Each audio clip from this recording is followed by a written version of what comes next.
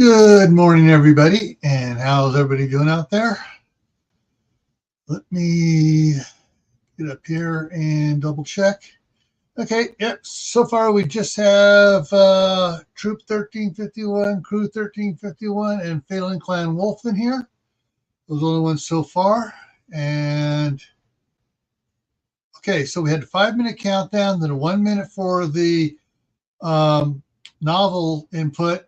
And I just see the pop-up coming up here for the live stream, notification coming up. So yeah, things are really weird here today. And I got to check one other thing here before we jump into it here.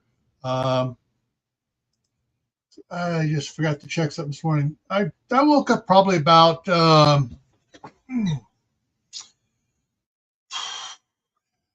I think it was about 2:30, and couldn't get back to sleep. Came in here, uploaded 3 videos. Two not they're not really shorts, but yeah. And so, hang on here. Let me get rid of that.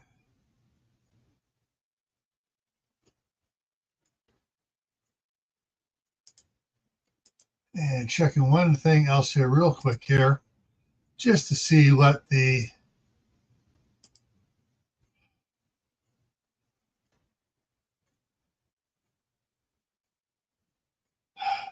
because YouTube's acting really weird this morning.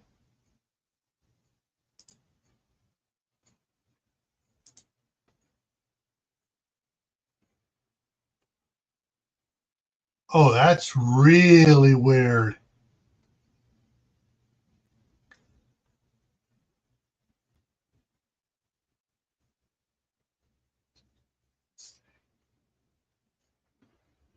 Yeah, they are really screwing with my watch hours too. But they did yesterday's watch hours, which was 1.1 hour or whatever. They suddenly moved it back up to 34. But they still have left the one from last Friday at 1.1 watch hours, which means all the time you guys spent watching me, they got rid of it. Said, no, we don't care. People are watching you. You don't do a live stream for Gray Man Prepping on Friday night. So and they did the same thing for Sunday and Monday. But yeah, it's really being stupid here. Yeah, so the last 2 Sundays they've taken most of the watch hours away. Idiots. All righty, so let's go ahead and drop that back down. And let me check something else real quick. And so let's see what it says here. Yeah, the high today here is supposed to be 54. Tomorrow's supposed to be 55. Sunday's supposed to be 54 and raining. Monday's supposed to be 52 and raining. Tuesday's supposed to be 55 and mostly sunny. Wednesday's supposed to be 55 and raining. It's like, what the heck's going on here? Anyways, folks, we're up to,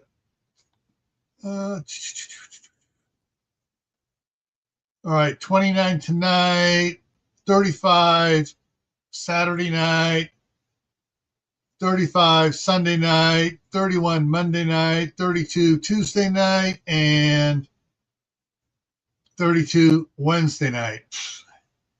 Yeah. All righty, folks. So we're going to get out of here now. So we're going to be picking up here. Let me get me back up over here. And boom, there we go. Let me go ahead and take unhighlight that. Because I was going through and working farther ahead, where there's nothing, we're writing new chapters basically. So I want to make sure I had this marked so I come back to the right spot. There we go. All right, so let's get out of here. November 18th, redemption. The mysterious Major Payne had not been seen in the 4 days since the incident with the Heavens Devils. During that time, Riley and his team were able to confirm everything that Julius had told them by the time they finished with the interrogations. Like Seth Dickinson, they didn't want to divulge any of their gang's plans at first. Tank was the only one of the member of the Heavens Devils to relent without any of the coercion techniques, and when he did so completely. The surprising part was they didn't even have to show him the video of Seth's interrogation. It took a day and a half to work through the rest of the bikers, spending 2.5 hours on them. Then they started interrogations again. After all the information had been extracted from them and verified, Riley called Walt and asked him to bring the marshals down to talk with him early in the morning.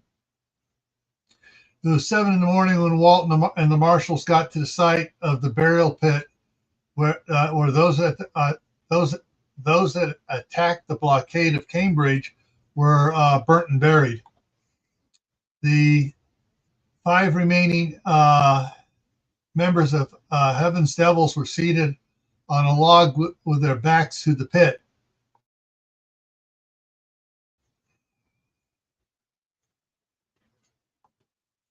There were lots of duct tape patches on them, and most were seeping blood.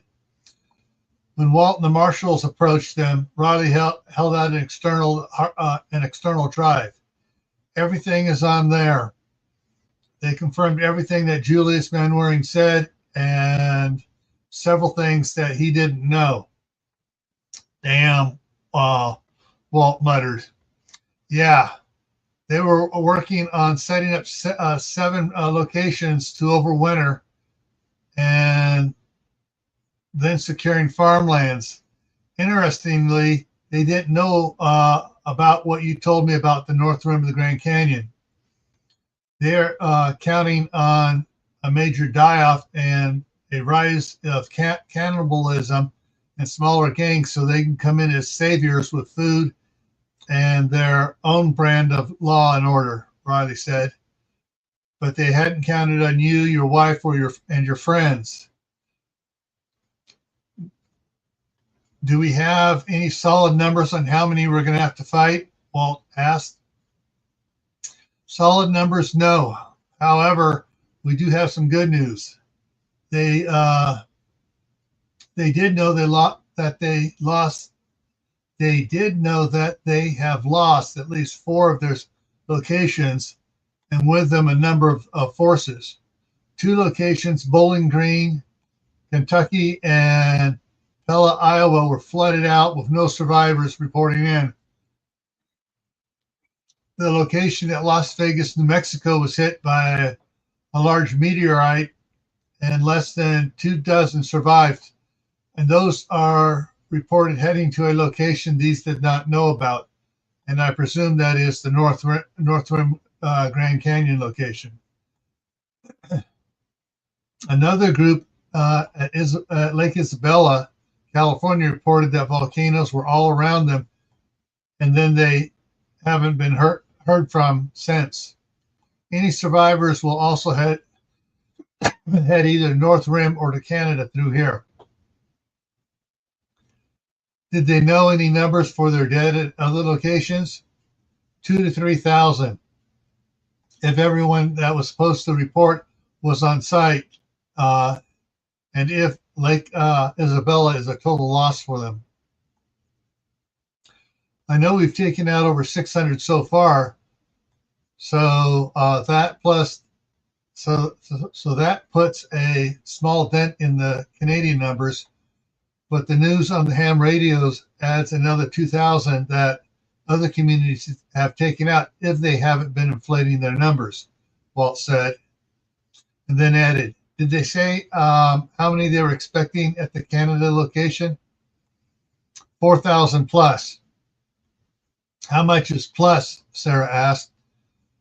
200 to 300, but I'm thinking I'm thinking, hang on here, thinking more like 1 to 200. I hope you're right. So why did you want me to bring the marshals down here? They need to fish or cut bait, Riley said. They're improving in their marksmanships, but there's only a couple of them that are really ready to pull the trigger on a bad guy that smiles and says he or she gives up. The rest are the ones that need to step up now and finish the scum off, proving they can pull the trigger. So who, in your opinion, are good to go? Fontaine, Miller, Quinley, Wilson, Baseman, Dole. Yes, they have killed before, Walt said. I read their files, not they files. Their files. What about Winger and Goldberg? They've both killed before, Sarah said. They have? Walt and Riley asked in surprise. Winger killed a burglar with a meat cleaver, and Goldberg killed one with a baseball bat, Sarah stated. Oh, off duty, Walt asked. Yes. Laura Brisby held up a hand. I took out three with broken beer bottles and a pool cue in a bar. I'll shoot one of these pigs, or if you let me, I really want to slit one of their throats so I can watch them bleed out. June Davis spoke up. Me too, Isabel Woolworth said. I'd like to try it with a knife. It would be more personal. The remaining 5 also asked you. That's fine, but I'm taking Tank, or should I say Sergeant Graham Shipman, U.S. Marine Corps, and AWOL, Major Payne said as she stepped around from the other side of the backhoe, holding a manila folder with some papers in it. Riley chuckled and shook his head. I wonder why he was so open about everything except his past before he joined Heaven's Devils. Yeah.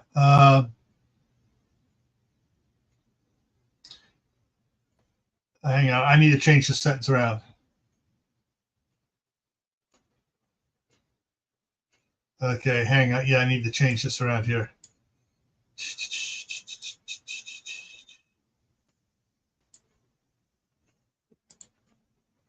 Didn't make sense reading it. It made sense when I wrote it, but it didn't make sense reading it here. He said, and if we really wanted to know why he joined, to just get out the needles. Why? Major Payne asked, staring Sergeant Shipman in the eyes from behind the sci-fi helmet's mask.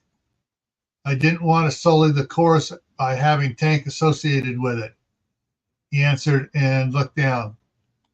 Can't you just let Tank die here with the rest of the scum and keep the Corps out of it? No, came a sharp answer, but I need to know more before I can offer a deal. Sergeant Shipman's head snapped up. What? You need to tell me all. Why did you join this bunch of palm scum? Because I accidentally saved Butcher's life in a bar, and they bought me drinks and drugged me, told me I killed someone later that night. And you fell for it, Butcher laughed. And you were such a good bodyguard ever since. Sergeant Shipman clenched his jaw and turned red, then deep purple, and his muscles bulged beneath his shirt. Major Payne saw and quickly said, Walt, do the sergeant a favor and let your deputies kill that outhouse fungus before he loses control. Do it, Walt ordered.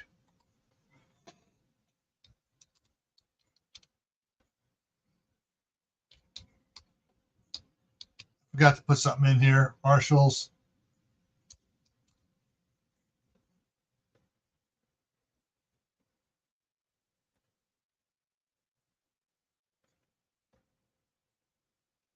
Uh,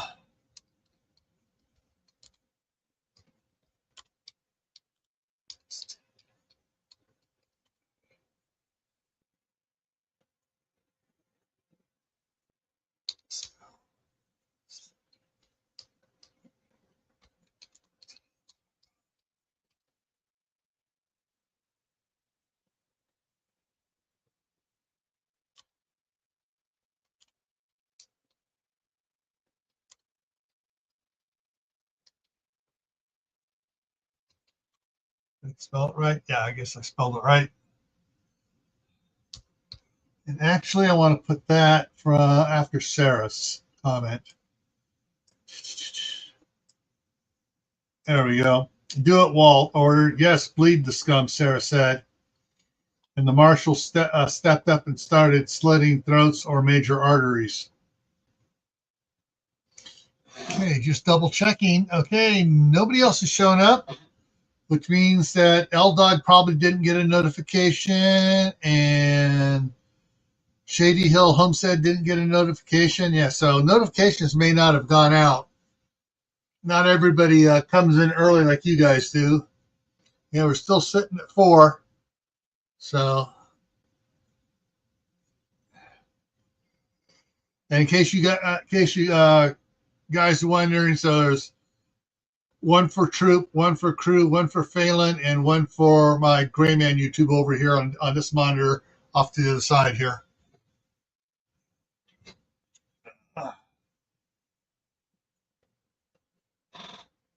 Uh,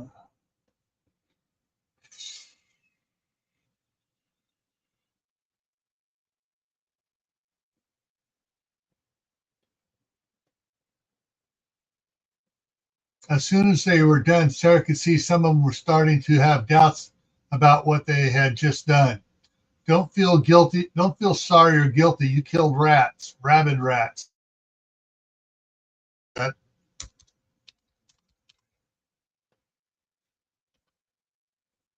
Rabid rats that would have raped and sodomized you all and killed you for laughs and giggles. It's true. Butcher earned his name with preteen girls, Sergeant Shipman said softly and shivered. I need to talk to Sergeant Shipman with just Lightning Death and Riley present. Sorry, Walt. No disrespect. I just want to. That's all right, Walt. That's all right. Hang on. Let me get in the middle here. I need to change this around.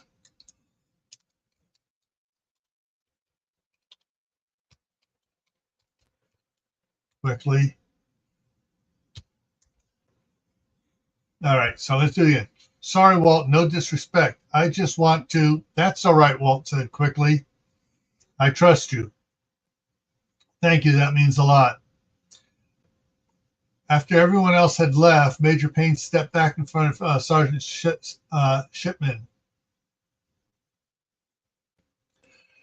Did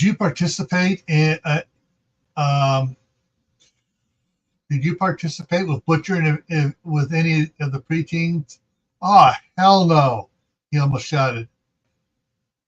That's too wrong. Well, what wasn't too wrong? He hesitated. I don't know. You don't know? I lost my way. Just kill me.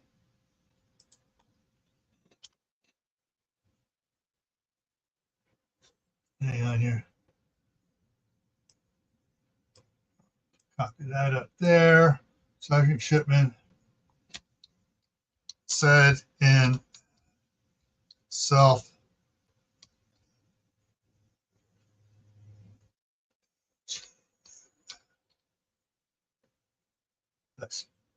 I know that in self-disgust. You don't get off that easy. What did you do that I should kill you?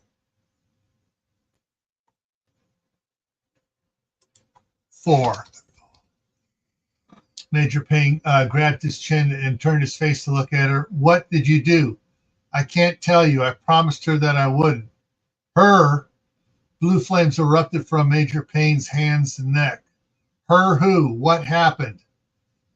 Shipman started crying. Butcher said I had to rape her or he would kill both of us. She heard. She said to rape her. That was better than dying, so I did. If she told you to do it, it wasn't really rape on your part.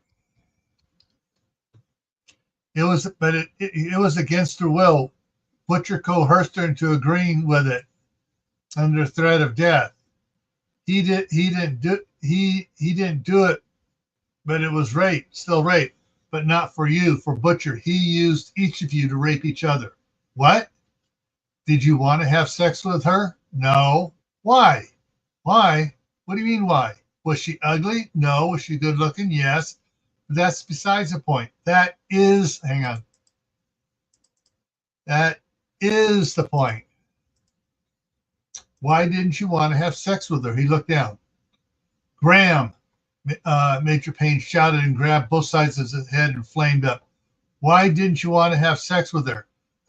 Graham Shipman yelled as he pulled back, trying to free himself from the flames. Why? Why did I get burnt by your flames? He looked at her in surprise. Major Payne reached up to her face shield and slid it up. Graham Shipman gasped when he spelled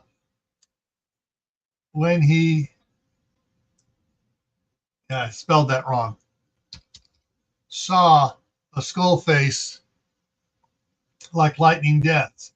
Then Major Payne chuckled and reached up and removed the sci-fi helmet, exposed the entire head with blue flames around it. She handed it to Sarah. When she started to remove the helmet, wait, Sarah said, are you sure you should do this? Yes. She removed the helmet and handed it to Sarah. The blue flames continued to burn for another 10 seconds before stopping. What are you? Answer me first, and then I'll answer your questions. Why didn't you want to have sex with her? Because I wanted to wait until I got married. I believe you. You do. Your eyes. She turned her. Yes, I do. But how'd you know? I saw it before. His heart wasn't in it. He looked relieved to be stopped. She turned back to Graham. My name is Mary. I'm a 17-year-old wife of an Idaho Ranger and a daughter of a Marine Corps Lieutenant General. A self-adopted sister of the world's fastest gunslinger. Mary looked at Sarah, who's also one of my best friends, and a tester for a company trying to make a working Iron Man suit. Wait, so all that mystical fire and stuff, applied science, and a little Hollywood magic, Mary smiled. So are you interested in a deal to regain your honor and return to the Corps? Are you serious?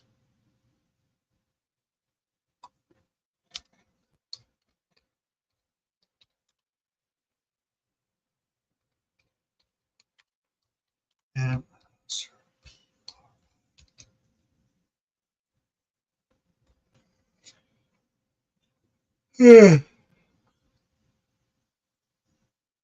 yes, and it's going to be hard and painful and humiliating and more. And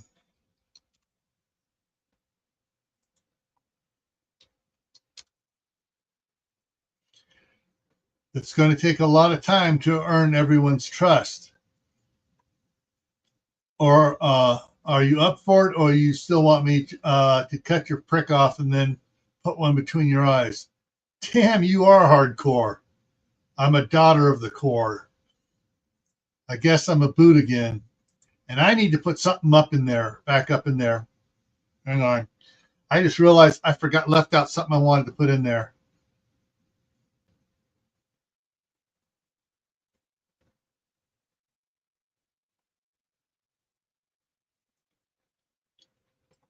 Hang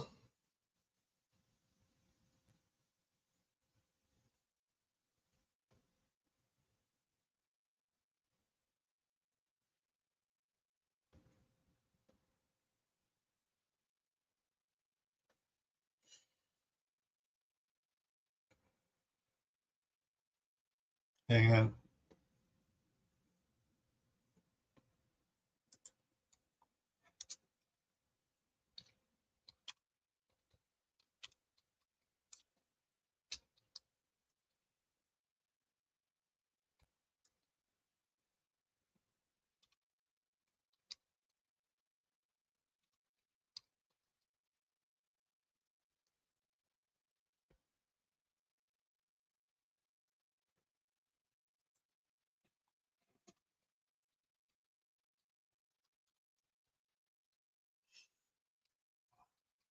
Okay, got to get this in here, guys. Give me a second.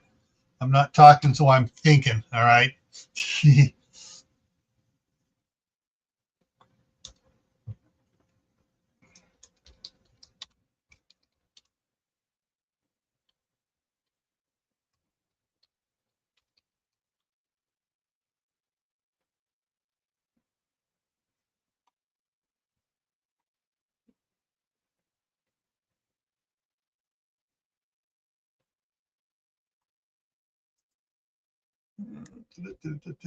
Okay, this from up there. Bring this down here and work this around a little bit better here.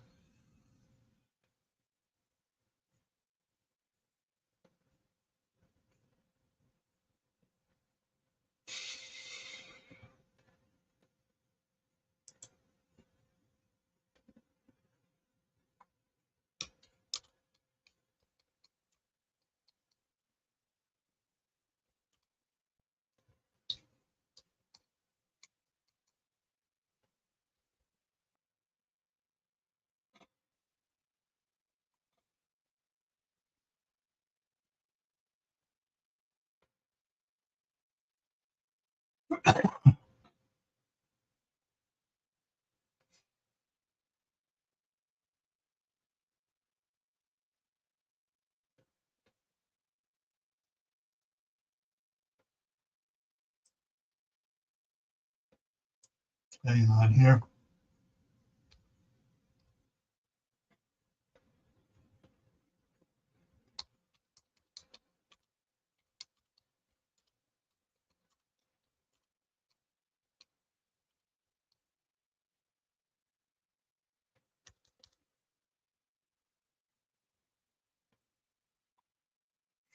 Okay, so what about her and clarifying, doing the clarification on who's, and Shady Hill Homestead's in the house. Hey, how's it going? Clarifying some information on it here. So Major Payne asked, how old was she? Major Payne asked. She was 19 and I raped her. Butcher, I raped her. Hang on. 1, 2, 3. Butcher ordered me to, and I did it.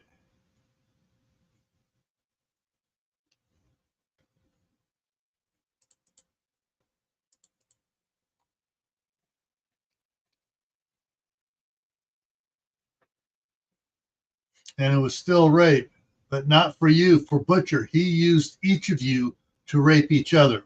What? Did you want to have sex with her? No. Why?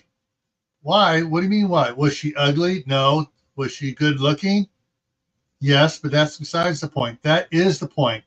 Why didn't you want to have sex with her? He looked down. Graham, Major Payne shouted as she grabbed the sides of his head and flamed up. Why didn't you want to have sex with her?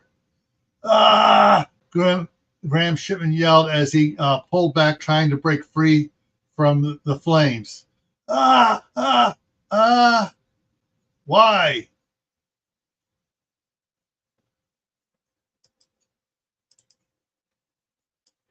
Hang on.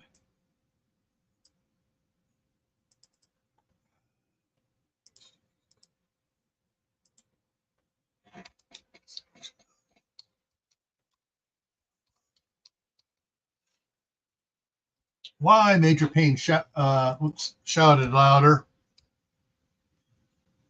Why did I get burned by your flames? He looked at her in surprise. Major Payne reached up to her face shield and slid it up. Graham Shipman gasped when he saw a skull face like lightning depths. Then Major Payne chuckled and reached up and removed the sci-fi helmet, exposing an entire skull head with blue flames around it. She handed it to Sarah. She handed that to Sarah as well. Hang on. What did she? Hang on.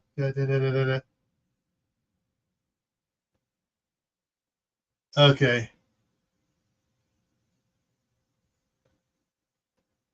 So, as well, it's not supposed to be there. Then she started to remove the helmet. Wait, Sarah said, are you sure you want to do this? Yes, she removed the skull helmet and handed it to Sarah. Here's where the as well goes, as well.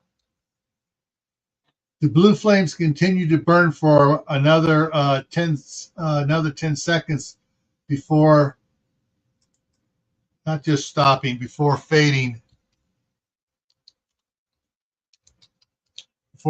away. What are you? Answer me first, and then I'll answer your questions. Why didn't you want to have sex with her? Because I wanted to wait until I got married. I believe you. You do? Your eyes. She turned to Riley. Do you see it? Yes. Yes, I do, but how'd you know? I saw it before. His heart wasn't in it. He looked relieved to be stopped. She turned back to Graham. My name is Mary. I'm a 17-year-old wife of an Idaho Ranger and the daughter of a Marine Corps Lieutenant General. A self-adopted sister of the world's fastest gunslinger. Mary looked at Sarah, who is also one of my best friends, and a tester for a company trying to make a working Iron Man type suit. So all that mystical fire and stuff, applied science, and a little Hollywood magic, Mary smiled. So are you interested in a deal to regain your honor and return to the Corps? Are you serious? Graham asked in surprise. Yes, and it's going to be hard and painful and humiliating and more. It's going to take a lot of time to earn everyone's trust. Are you up for it, or do you still want me to cut your prick off and then put one between your eyes? Damn, you are hardcore. I'm a daughter of the Corps. I guess I'm a boot again. Welcome back to the Corps. Sarah leaned over to Riley. You will not talk to anyone about who Major Payne is. If you do, I will take months to end you and everyone I think you might have told. Riley swallowed hard. You have my word, and you can help out anytime you want. All right. Hydration time.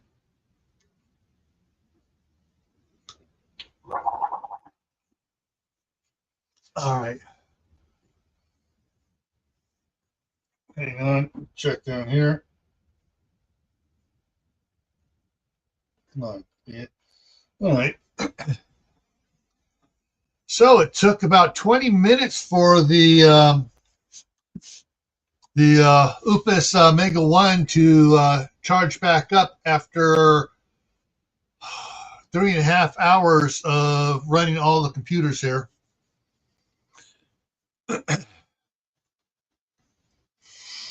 All right, so let's continue on. Walt sat at his desk in the upstairs office over the sheriff's office, going over Sarah's progress reports for the Marshal's advanced weapons training.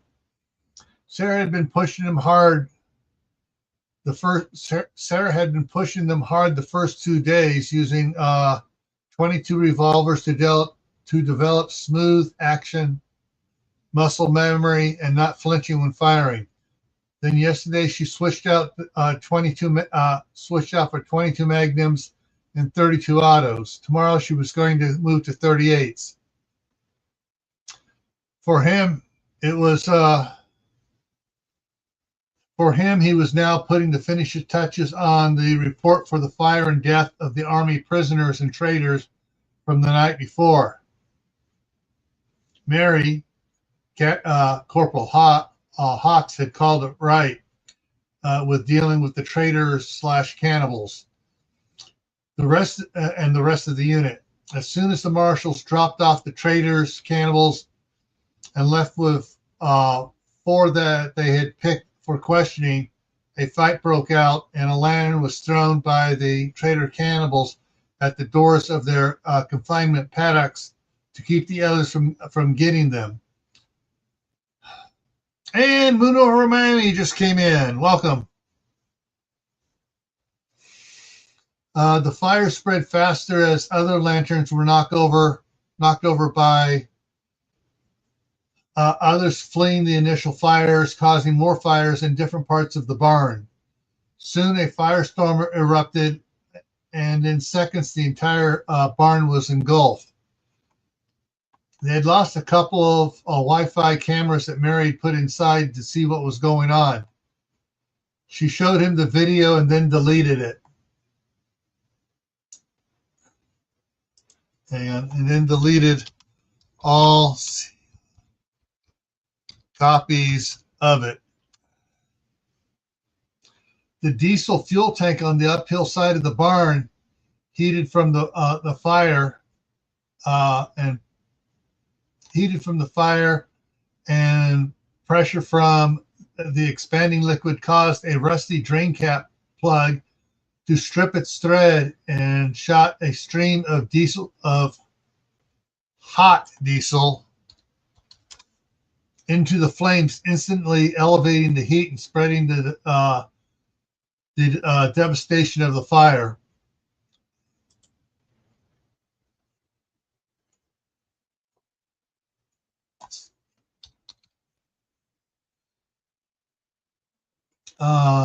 Several of the Marines and Marshals heard the sound of a drain plug breaking loose, not realizing that it was the breaking loose. What was not realized was the IBC totes with a couple hundred gallons of alcohol labeled as pesticide rupturing at the same time as the diesel plug failed. So the diesel was blamed for the flare-up. 6 of the cleared, soon to be returned to duty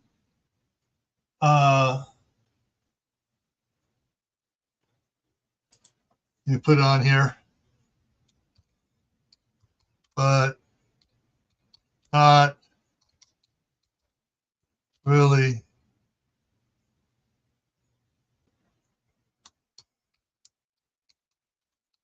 to be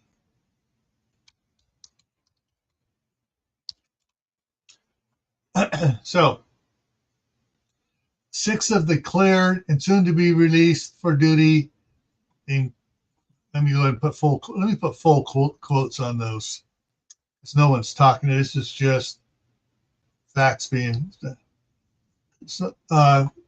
cleared and soon to be released but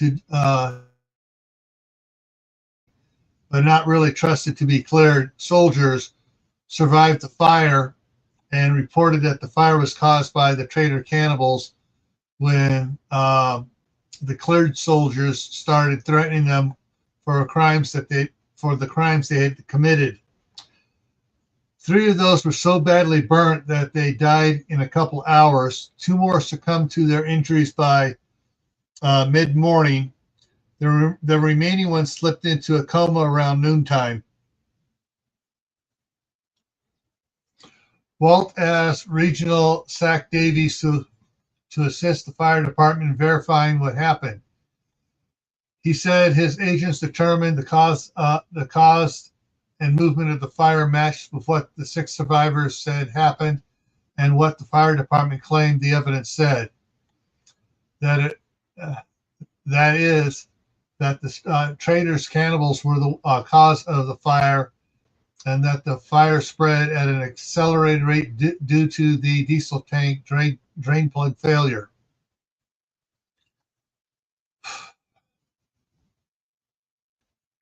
Walt felt, I put it in here, a little bad about the deaths of the questionable soldiers, but since more and more of them were admitting to knowing what was happening and turning a blind eye to it, it appeared that he would be hard-pressed to find even a dozen that didn't know or condone the actions. So Walt just marked the report, accepted report from investigating agencies. He made a copy, filed the original, and put the copy in a secure envelope and sent it to the Joint Chiefs for review.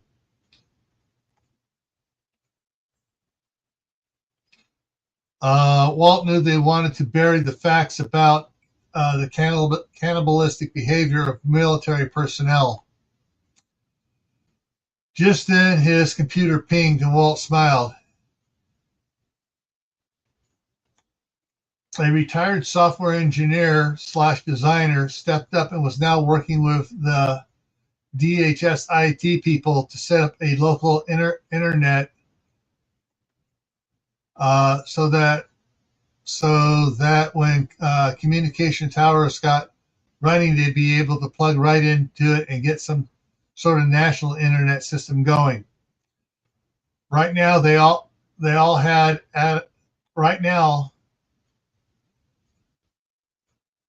they had all of Adams County and some of the towns just inside of Washington Valley and Idaho counties connected.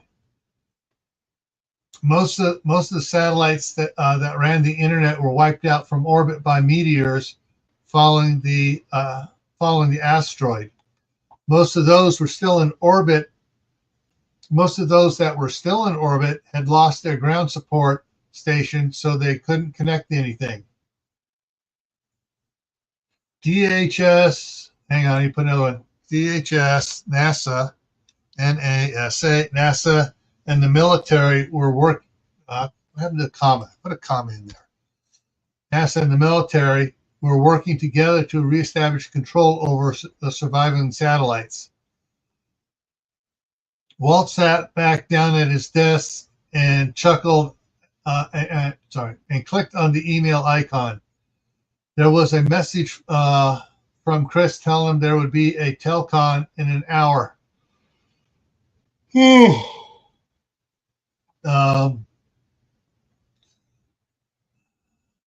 did I say telcon? It says conference call. Oh man, I gotta get my brain working right. That there would be a conference call in an hour. Walt responded that he would be there, but Sarah was down at Camp Toon Tavern gun range with the marshals. A few seconds later, Chris replied, "IT had set up a secure link for their new training center, and he would let Sarah know to have the marshals down there get with General Donaldson for the call." Then Walt had a thought and asked Chris if anyone had contacted General Hale out at the ranch. Chris replied that Kurt and Candace were out there, and Walt's dad was setting up and testing his PIV card as acting commander of the Idaho Rangers, and they all would be on the call. Ugh.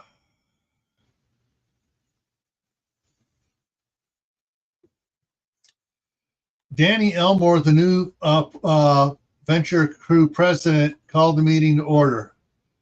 We have several important items to discuss, and since some will impact our families, we will set aside time for parents to speak. That brought a few smiles and nods from the parents. Amy, what are the first items on the agenda? Danny asked. The first item has to do with the question of remaining here at the mine or returning to town, Amy said.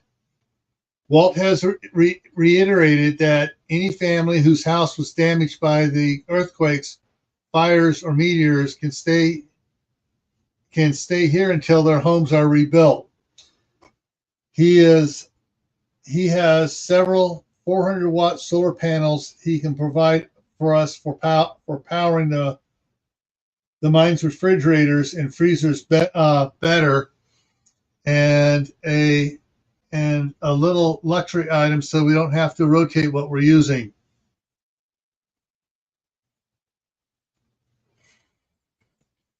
Thank you, Amy. Danny said. Before I open the floor for questions and comments, I'd like Mr. Hawks to address us concerning a conversation he had with Sheriff Cooper and Sack Davies and Chief Marshal Rogers. Mr. Hawks. Thank you, Danny. As all you know, I've been driving into town to run my hardware store, and I've been reporting back with information every night. Yesterday, I was talking with Sheriff Cooper when Walt, Chris, and several of the generals came in.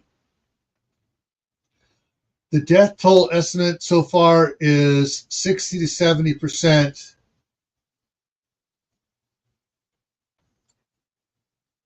Why is not something we need to get into right? Is that 60 to 70%? Why is not something we need to get into right now? But it is important to understand that temperatures are above normal, and refugees are able to get here. And more. Get my tongue untied here. And more refugees are able to get here than what was planned for, and that is putting a strain on the food supplies in town. Natural gas is fluctuating, indicating there could be broken pipes in other towns, or the pumps are losing power. There soon could be no gas for no natural gas. Let me put that in there. No, natural gas for the winter. Also, the electric power has had a few brownouts, indicating problems either at the hydroelectric plants or in transmission lines, with the latter being most likely. The military is sending people to assist with that. With that in mind, those whose homes are intact, there are several options to consider. Packing up and moving home with all your food stores, or leaving a portion here as an insurance policy, hang on.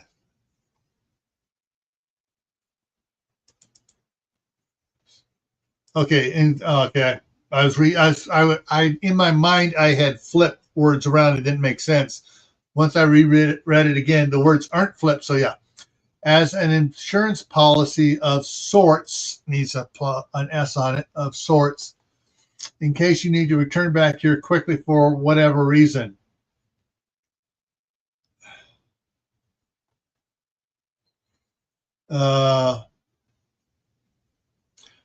Splitting your family up with the children staying here while the adults take care of things in town, and either going back and forth like I have been doing, or just coming out here for the weekends.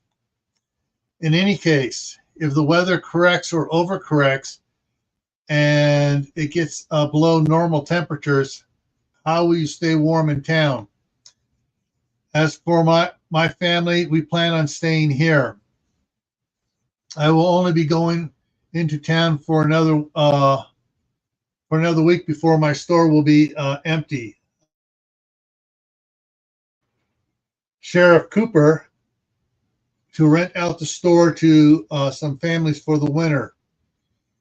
We are moving our belongings into the garage and will then rent our house out to one of the Air Force families.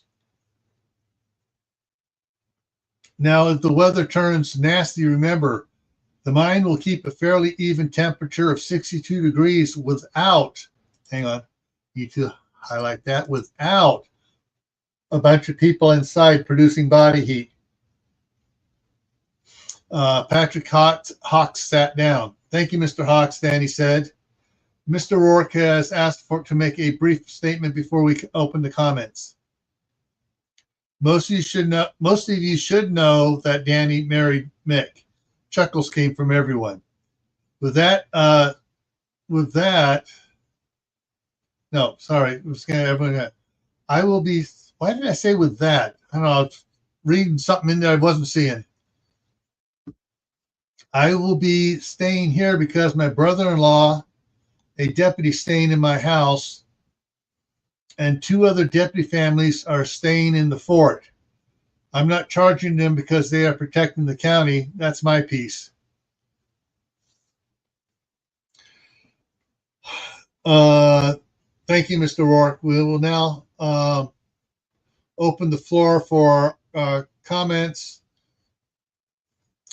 Please wait to be recognized before speaking. He rapped the gavel. Tammy Watts.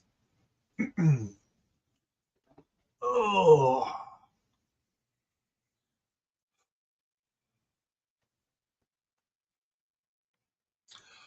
Walt walked into the conference room a couple minutes before the call was to start. The call was to begin. Hang on here.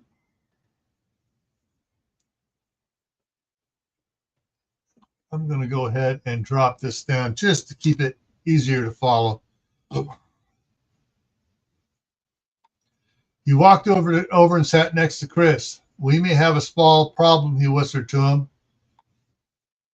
What now? Walt looked around before speaking. Harrison Marston escaped custody from the Boise jail. They were overcrowded, and he slipped in with the drunks by trading places with one and walked out the next morning. Do you think he'll try to come back here? Maybe, but not before the spring thaw. The one shift that was watching him because of who he was making friends with, but the other shifts blew it off because he was white collar crime, and the other guys he was making friends with were anything but. That's not good. Yeah, Walt said dryly. He added as a thought occurred to him. Do you have any access to Marston's booking mugshot? Sure. Both ours and the state's. Good. Make a bunch of copies so we can make sure all the people in Cambridge, the deputy marshals, the deputy sheriffs, the Marine MPs, the Air Force security forces, and anyone else that might stop him. What about a reward? An old style, wanted dead or alive, Chris chuckled. Don't laugh too hard. I always knew we'd have to do that to some extent. You could have shared that, Chris complained. I did. Walt smiled and stroked his goatee. You just haven't read the right books. The Westerns, huh? Yeah, but my other concern is the backup sites for Heaven's Devils wintering over. Walt got a concerned tone again. We know where some of them are, but it appears that each chapter was giving knowledge of only a few of them. Documents that Jacob Blake Group has sent us gives us a bigger picture, but it also showed that those in charge were compartmentalizing information. Whether they don't totally trust their people or they have figured that some of them would get caught and would give up the information they had to save their skins. They are doing a heck of a job, Chris said. Does Colonel Jackson know about his family yet? Not that I'm aware. Matt has some information about those CIA interrogators. that he's holding close until, of course, no one is, and of course, no one is to let James know that his daughter is a Marine and a spy.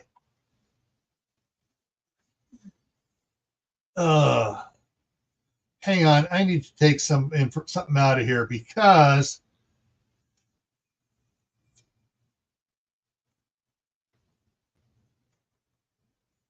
okay, never mind. I just realized what I typed in here.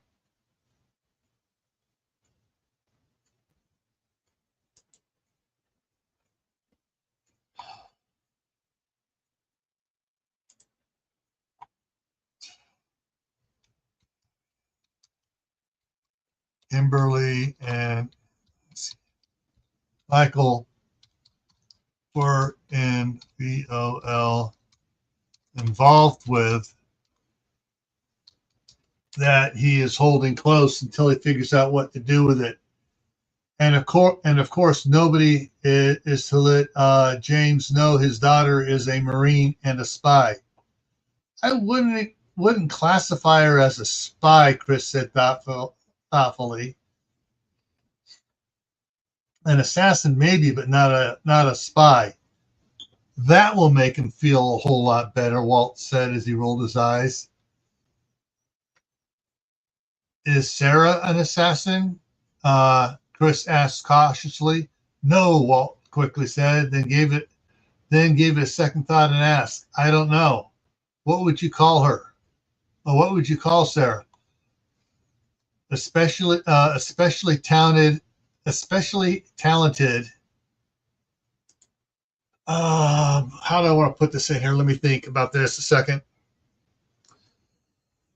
All right, we're back down to it looks like we're back down to our original 4.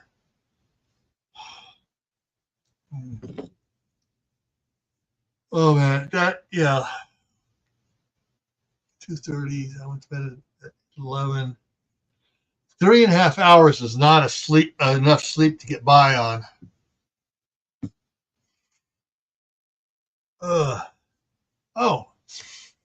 However, I will pop something up here for you guys. Just give me a second here.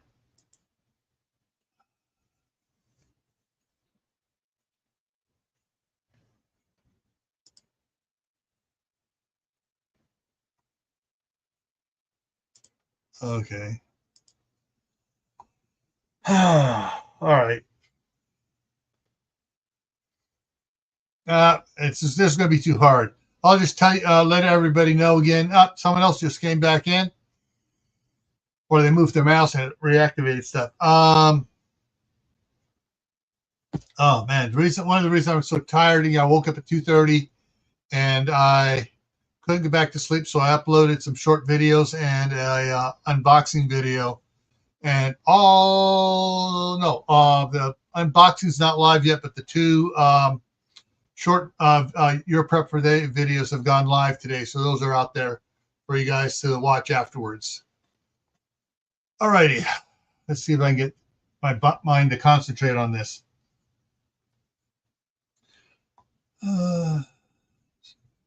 I need to figure out what I'm going to put in here.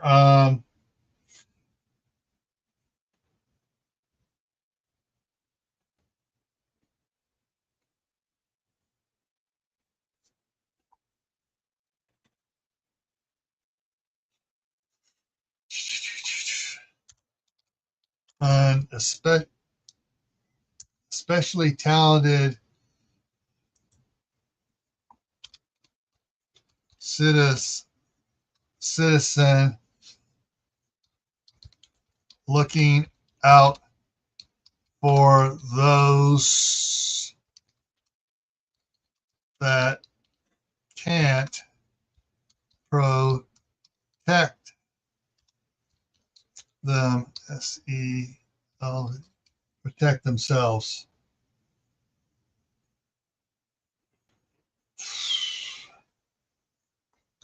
All right, so flushed it out a little bit to make it fit a little bit better. So is Sarah an assassin? Walt, Chris asked cautiously.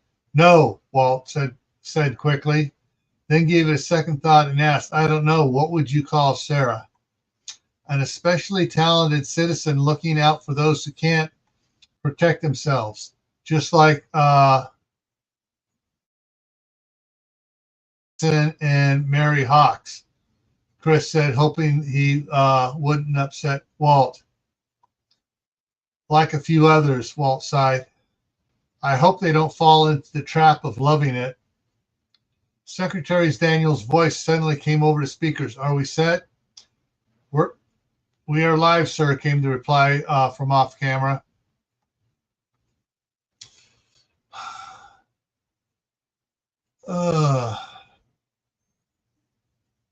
Good afternoon, ladies and gentlemen.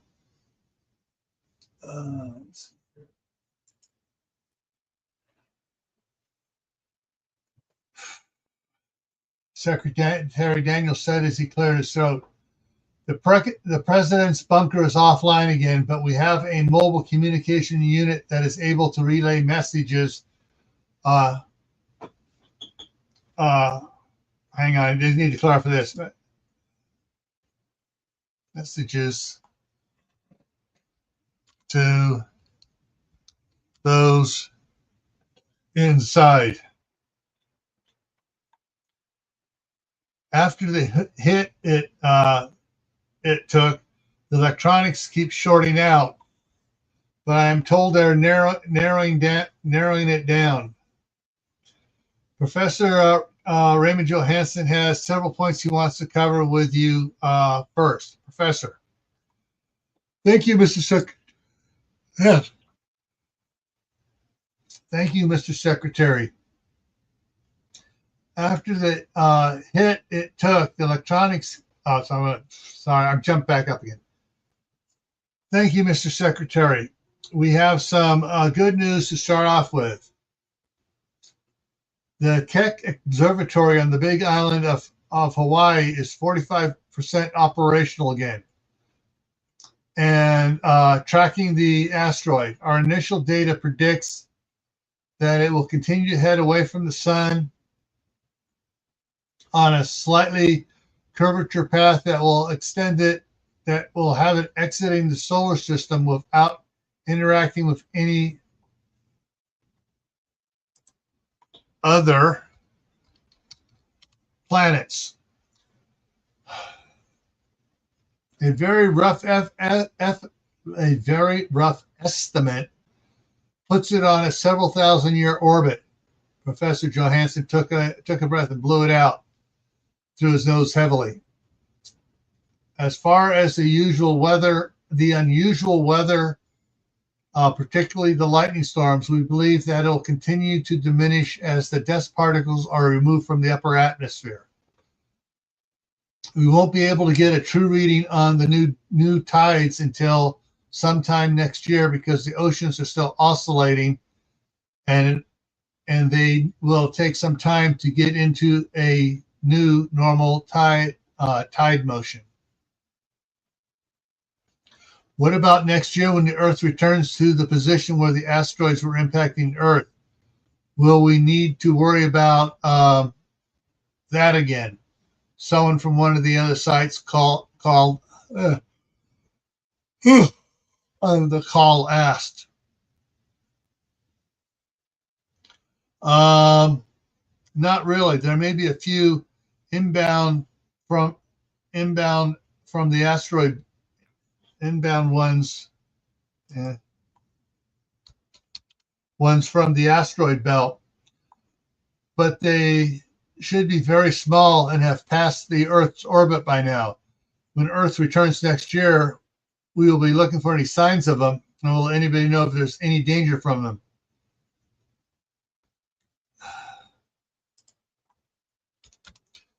But they all should have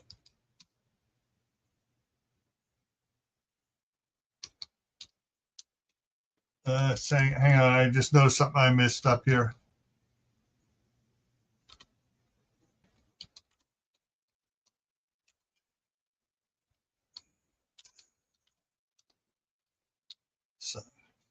Hang on. Nope, I got that right. Got that right. All right. Nope, I didn't misspell words. I got it right. So we're still going. And let everybody know any danger from them. But they should all have passed and headed into the sun by then. That's all I have, Mr. Secretary. Thank you, Professor Johansson. And flip through some pages. The next item is an update on the communication relay stations. The Spruce Knob station in West Virginia has been completed, and the Mount Mitchell station in North Carolina is proceeding ahead of schedule thanks to the good weather, and should be operational within the week. Work on the Berea Peak, Idaho station will continue until the weather changes. The Mount Washington, New Hampshire will not start until the spring. NASA and the Air Force.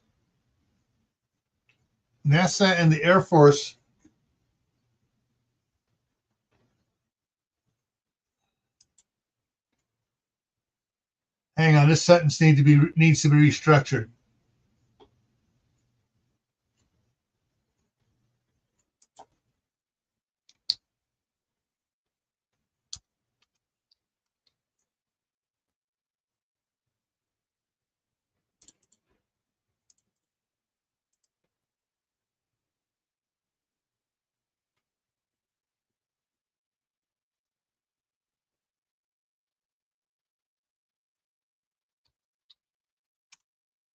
NASA and the Air Force are using software patches and have repaired, in quotation marks, two communication satellites and will be bringing them online shortly. Now we relay some information and have received. We have relayed some information.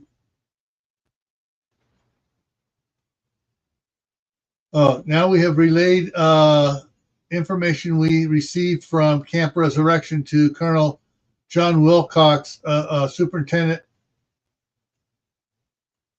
of Law Enforcement and Public Safety for the state of Nebraska concerning the report that Heaven's Devils were assembling at Snake River Area Campground near Valentine, Nebraska.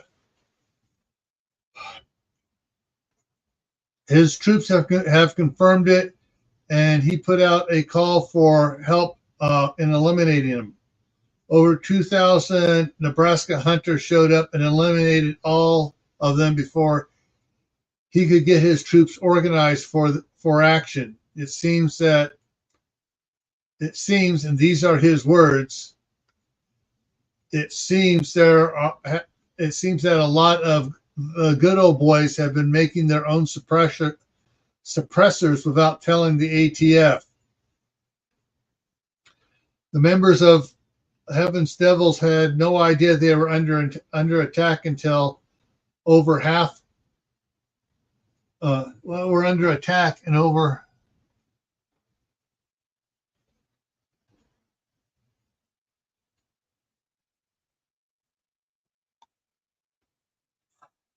Hang on, this just doesn't sound right here, this sentence.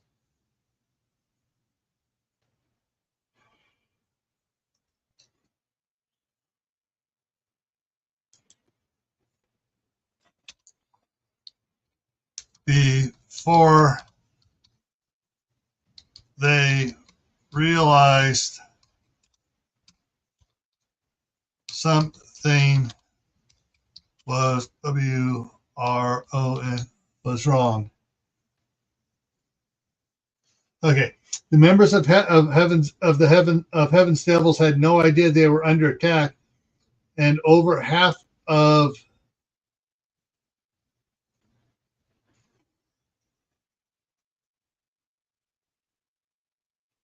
all right.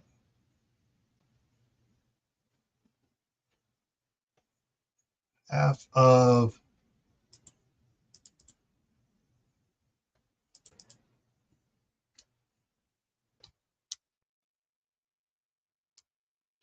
over half of them had been sent to hell before they realized something was wrong.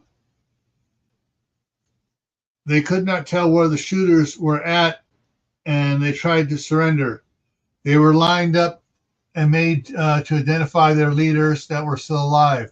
Those 8 were tied up. The rest were executed per federal mandate. I have received word that documents were recovered like those from Jacob Lake. The 8 leaders were sentenced to hard labor and made to dig the mass grave for their followers to and bury them. They were added before the grave was completely backfilled. Secretary Daniels and related and reread the brief to himself. Then he chuckled. That's nice. They made them die tired. Walt smiled grimly. Okay, so Secretary Daniels stopped and reread the brief to himself. Then he chuckled. That's nice. They made them die tired. Walt smiled grimly. Evening. Okay, this is gonna get an intense one here. So I'm gonna take a quick break, and I'll be right back. I gotta take care of something. And then I will be back, and we'll get into a little intense part here. And this is going to be a long one here.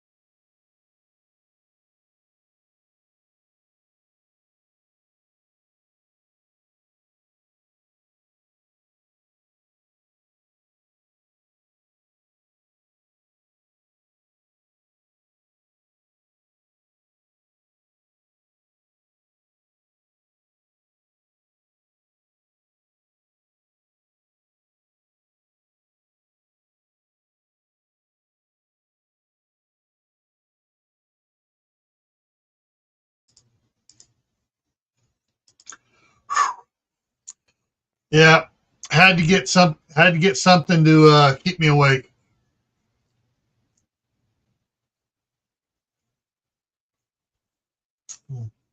I just wish it wasn't carbonated. I hate carbonated drinks like this.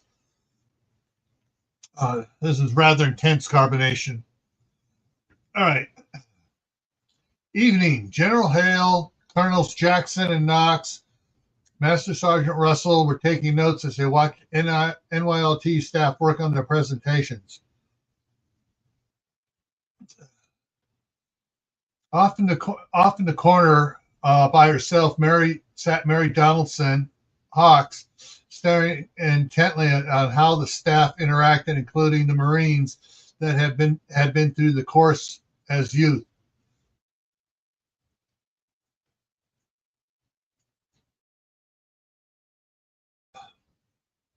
I need to add something to here.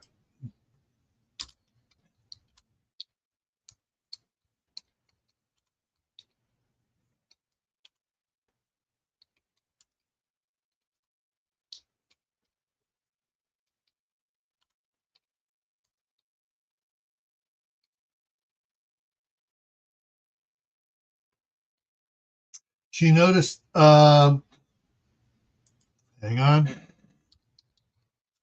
that they had an instant bond.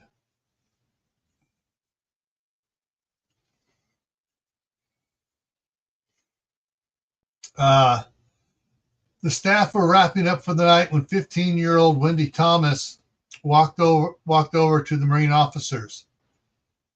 Hello, I'm Walt's extended sister-in-law, Wendy Thomas. Her introduction brought smiles to the three men. Then she looked at Colonel Jackson. Are you Colonel James Jackson? Yes, I am. He smiled at her. You have a daughter named Kimberly? Colonel Jackson stiffened. Yes. Is this her? Wendy held out her Kindle to him. Yes, that's her. How'd you get this? Your daughter is famous. What do you mean famous? I think it would be easier if I showed you. Wendy turned to Sammy. Captain Harris. Yes, Wendy. Are you done with the computer and the projector? I have something I would like to show Colonel Jackson about his daughter. Sure thing. What do you need? Wendy pulled an external hard drive out of her pocket. I just need to plug this in, and then I can bring up the videos of his daughter. No problem. Just plug it in here, Sammy said to Wendy. Then the officer, and then turns to the officer. Colonel Jackson, you can get a better view up here. She pointed to the front row of tables. As Colonel Hale, as General Hale and Colonel Knox accompanied Colonel Jackson to the chairs and tables, others in the room started filling in at the other tables. Wendy turned and faced everyone but addressed Colonel Jackson primarily. I put together several videos out of dozens I found online and downloaded before the passing of the asteroid. I was looking for a hero before I knew how much of one Sarah is. Everyone chuckled except for Sarah, who blushed a little. The first video is from the day the news leaked out. Excuse me. From the day the news leaked out. Out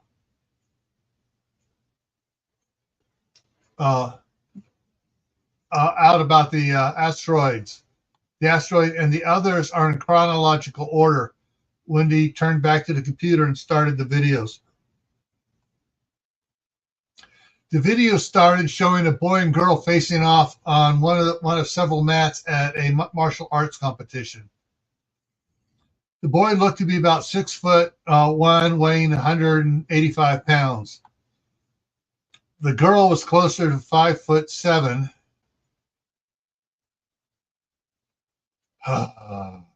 Hang on, I need to check something.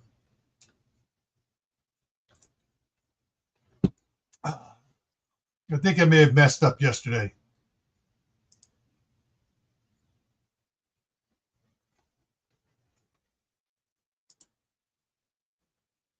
Seven. Hang on. Scout and Ninja.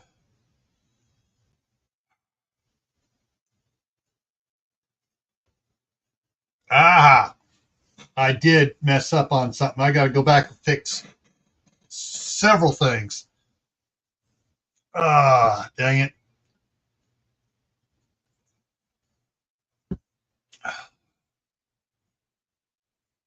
Yeah, I messed up.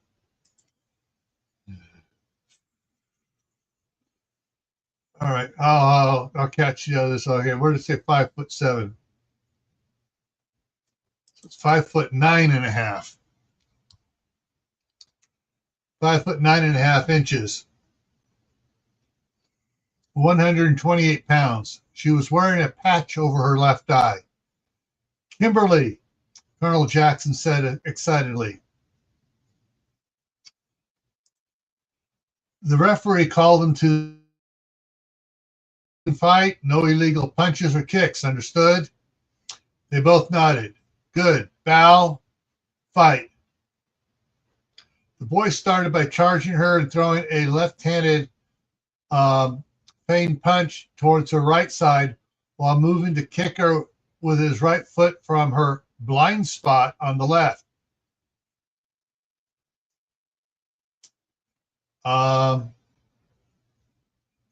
Remember, she has a patch over her left eye. Instead of blocking the feigned punch, she quickly stepped to her left beyond the kick, trapped the foot with her right hand underneath, and clamped her left hand on top of the ankle and lifted it up high to expose the back of his right buttock to her left foot, which she then buried deep into it. The boy let out a grunt in surprise and pain. He tried to pull back, but she held on tight and brought the foot up 3 more quick strikes and pushed him back quickly. The push was not what he had expected, and he lost his balance and fell, landing hard on his back. Oh, hang on, I forgot to bring up the comments here.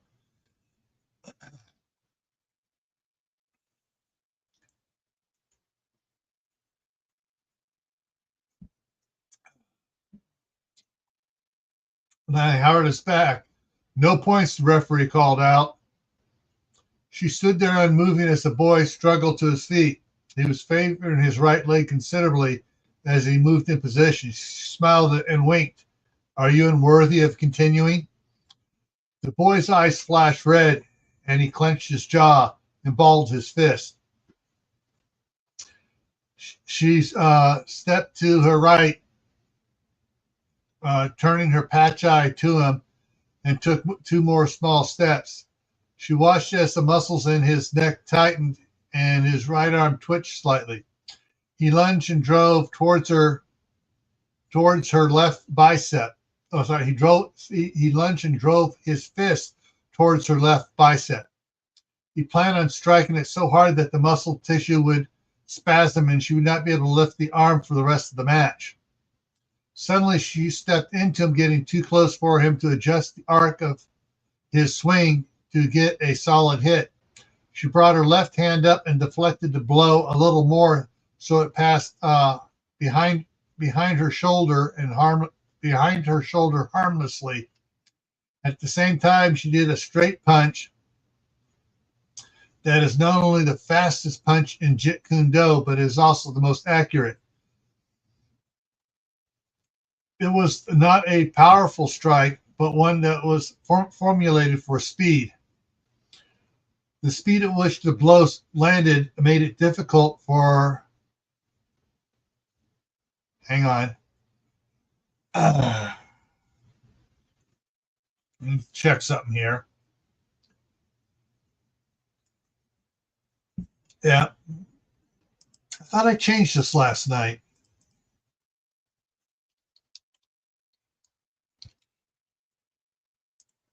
for the boy to see, much less block. The punch could be mistaken for a karate punch that was done incorrectly.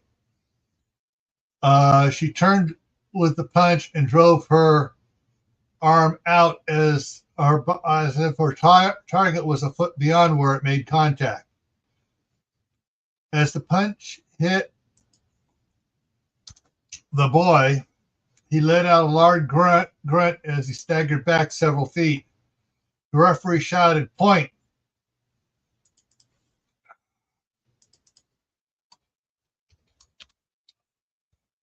See, I copied this from the Scout and the Ninja and I brought it over. That's why it keeps saying Mitch.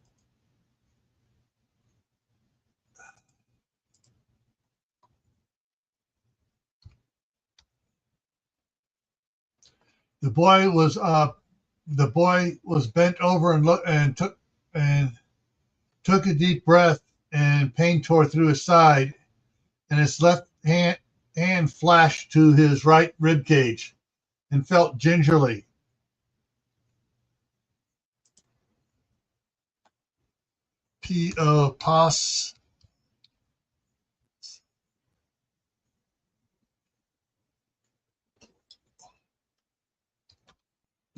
Possibly a broken rib or two.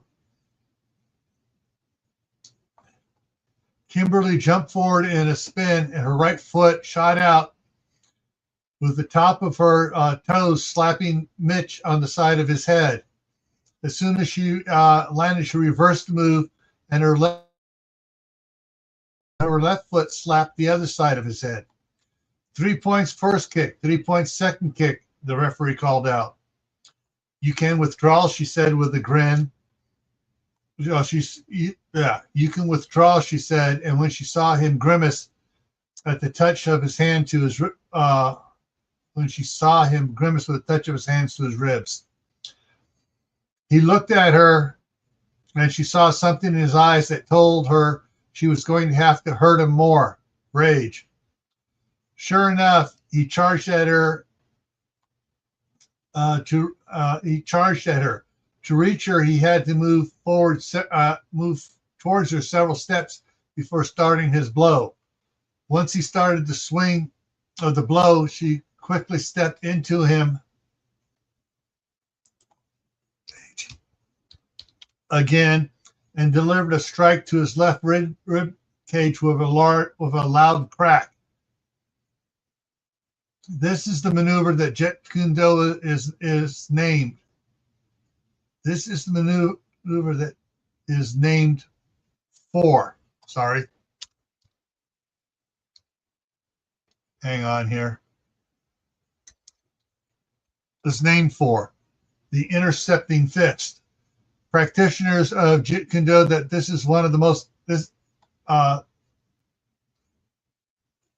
practitioners of Jeet Kune Do believe that this is one of the most difficult defense skills to develop. She performed it flawlessly. "Point," the referee yelled again. "That's 4 broken ribs," she whispered. "Withdraw if you ever want to have kids." She pushed off from him, and he staggered a little. "Mitch," his teacher shouted from the sideline, "control yourself. Don't let her get to you." 8 points black, no points white. "Fight," the referee called out. Mitch took a couple steps and forced himself to stand straight. He took another breath and assumed a preparedness stance.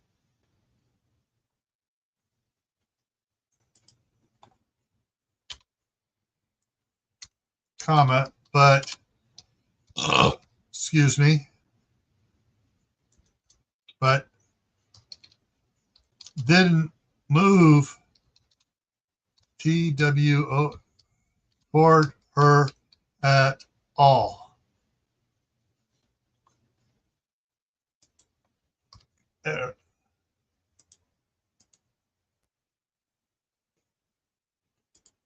Toward her at all. She smiled.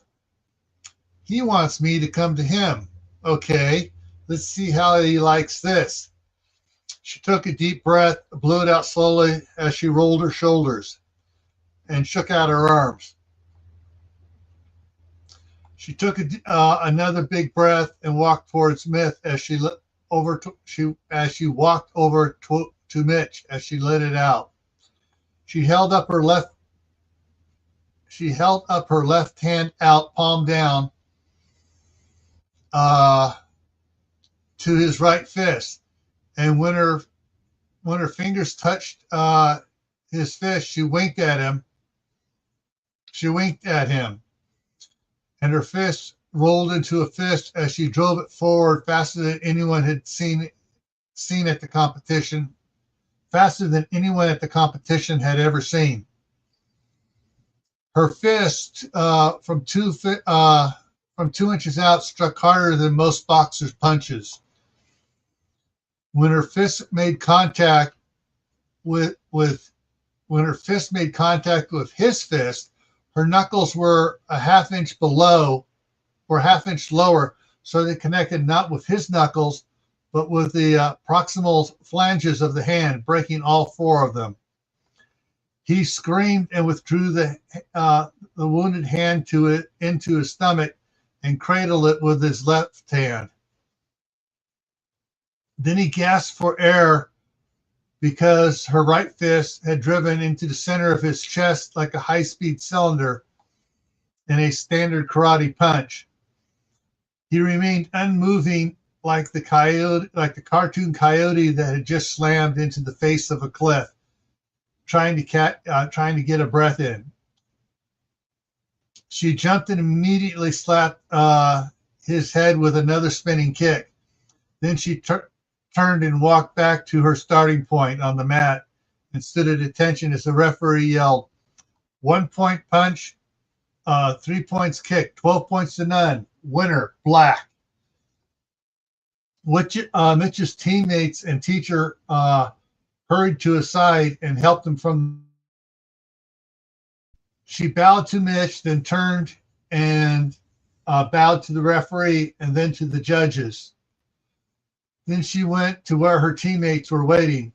They gathered around her, congratulating her. As they gathered around her, congratulating her, one of Mitch's teammates shouted some obscenities at her and challenged her to an honor match for hurting Mitch. She excused herself from her teammates and walked over to the judges' table and bowed. Holding the bow, she spoke softly. If the honorable judges wish, I would be happy to answer this challenge, but I would like to do it solely in my preferred art. One of the judges smiled and asked, "What is your preferred art?" "Jeet Kune Do," she said, still bowing. The judge waved over the floor referee and whispered to him. The referee nodded and whispered back. Then the judge confirmed with the other 2 judges and announced, "The disrespectful challenge has been accepted by the challenged party. The challenged party has requested to fight in the art of Jeet Kune Do. This is agreeable to the judges and referee. Does the challenger wish to maintain his challenge?" "I sure do."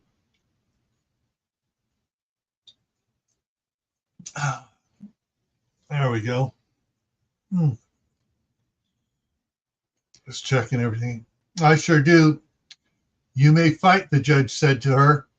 "Thank you for your indulgence, honorable sirs." She raised from her bow and turned and walked towards the mat. She stopped at its edge and turned back to the judges and bowed again, then bowed to the referee. Then she stepped onto the mat, took her starting position.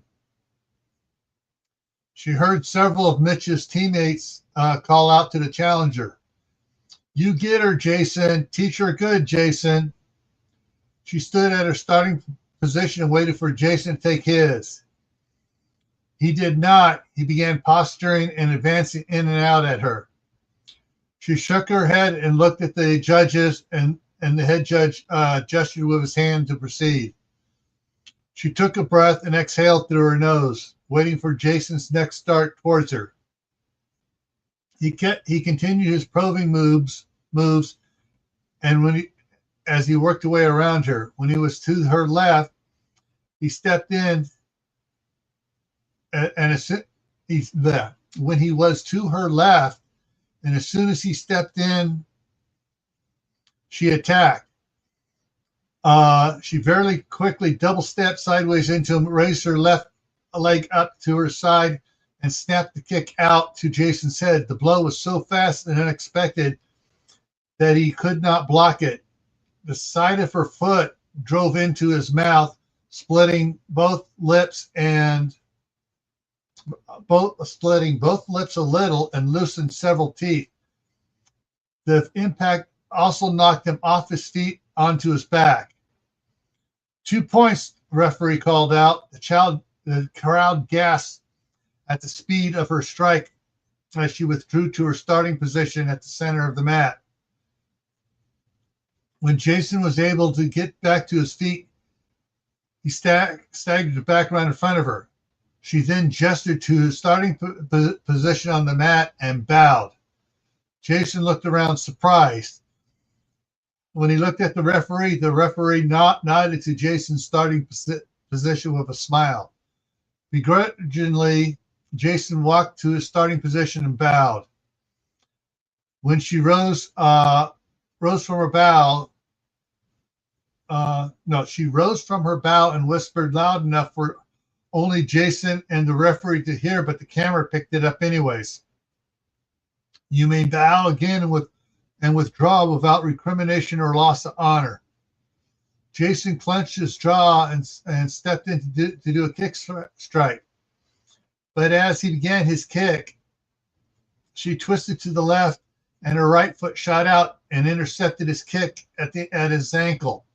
Then her foot withdrew tight to her with her knee against her shoulder and kicked out straight to his head again. This time the heel struck his forehead.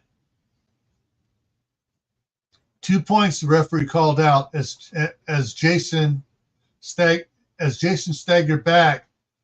She charged in with multiple torso punches. Everyone could hear what sounded like punches. When she stopped, she smiled at him and said, "How are you holding up? Ready for more?" 4 points, the referee called out. At that point, Jason began to realize that he may have made a mistake in making the challenge.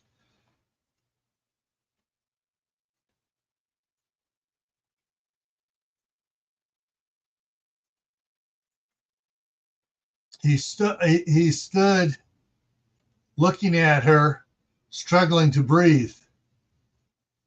She stepped back to her starting position and slapped the sides of her legs with her hands, but did not bow. She nodded to Jason's starting position. Jason sighed and nodded. He moved painfully to his starting position and bowed slightly and groaned as pain shot through his chest and his face contorted to match the pain. She bowed and spoke. Anger is the mind killer. Do not judge others based on what you do not know. Mitch was arrogant and conceited, which is why he lost before the bout began. You were angry and not thinking, which is why you lost before we began. Sorry was all he could say as he hung his head. When he did that, she launched herself into a double backflip and landed in a full leg split, her right fist against her left palm. She smiled and winked at Jason. His eyes bugged out. Sorry, I forgot to put out in. Bugged out in surprise. The crowd went wild with surprise and cheers. Her teammates started to run to the mat, but she stopped them. But stopped when she held up her open hand to them. Then she made snake-like movements with her hands and brought arms over that. Then she made snake-like movements with her hands and arms as she brought them her hands down to her waist and fist, and using only the muscles of her thighs, she stood by pulling them together slowly. This brought oohs and ahs from the crowd. Once she was standing, she cocked her head over ever so slightly at Jason. Do we continue? Jason bowed with a grunt. I withdraw. Wise decision, Grasshopper. She returned the bow and turned to the referee and bowed. Then she turned to the judges to find them already standing and bowing to her. She quickly returned their bows and slapped the sides of her legs. When she did that, her teammates ran onto the mat, lifted her up, and carried her off the mat. The screen changed to a new video of some sort of meeting with co-ed scouts. One of the male scouts opened the meeting with the Ventures doing the scout oath and law and the outdoor code. Then a girl did a quick rundown of upcoming events.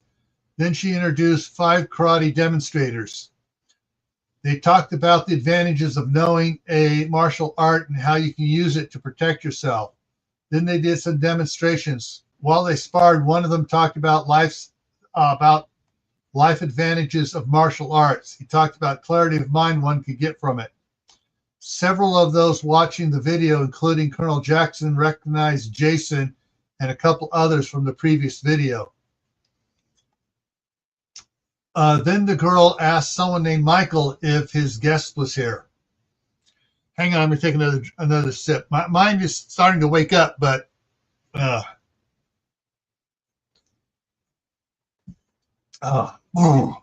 hate carbonated drinks. Well, I hate really carbonated drinks. I love Rupert's that's mildly carbonated like A&W, but this stuff's carbonated. Someone named Michael, if his guest was here. Michael got up and walked to the front of the room. Yes, I just need to set these up first. He stood up 2 6-foot-long 4x12 beams, 3 feet to each side of the center line of the room. The lights in the room went out except for the ones at the very front above Michael. He reached down and picked up a 4x12 by 12, a 4-inch by 12-inch by 12-inch block and held it in front of him, bracing his stance for impact. On the beams were painted 3 red circles. 3 red circles, 6. An arrow hit one of the top red circles dead center. Then another hit the other top red circle dead center. Then another. Arrows kept coming about 1 a second until there were 6 arrows in each of the 2 top red circles. All the while, a person wearing a ninja yori, Y-O-R-O-I, yori, was walking. I didn't know how to pronounce it, but that's the way it is actually spelled in translation. So was walking forward from the back of the room as they shot. The only thing anyone could see of them was their right eye. When they reached the back row, the ninja flipped the bow around and slipped it over her head and across her back. Then they started throwing knives at the second red circles. They threw 6 knives in rapid succession with each hand. Then they changed the shurikens and put 4 in each of the bottom circles. When they reached the front row, they threw the last 2 shurikens at a time. Hang on. At both circles, C-I-R-C, at both circles. Hang on, I just see someone. Hang on. I may need to go. So I just saw one go walking by here. Let me go check on it.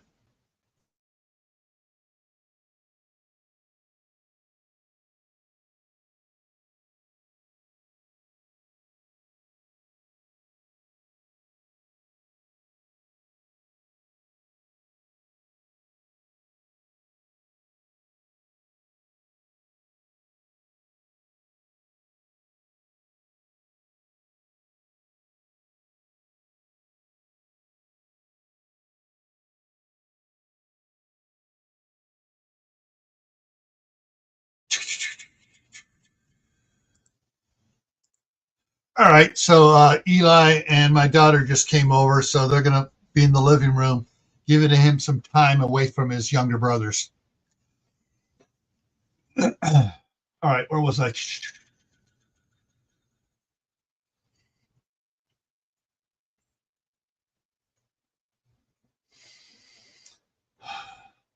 They reached the front row as they threw the last two shurikens at the same time.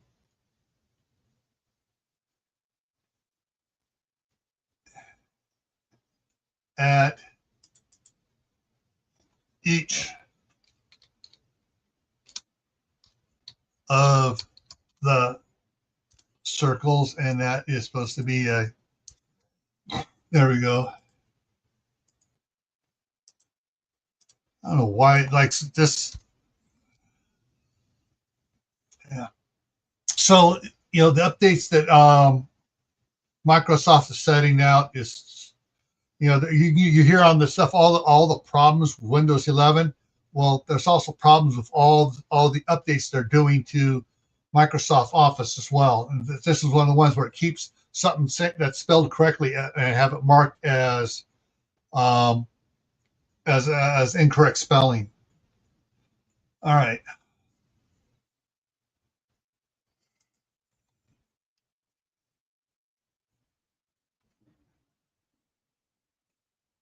All right. Then they ran the last 20 feet towards Michael and did a forward flip, landing in front of him with their left arm extended and the tip of their fingers barely touching the block he held. They held their stance for 3 seconds, then yelled and curled their fingers into a fist and drove it forward through the block, breaking into 3 pieces. Everyone gasped, including the demonstrators. Hang on. That's something just without PU pulling back any.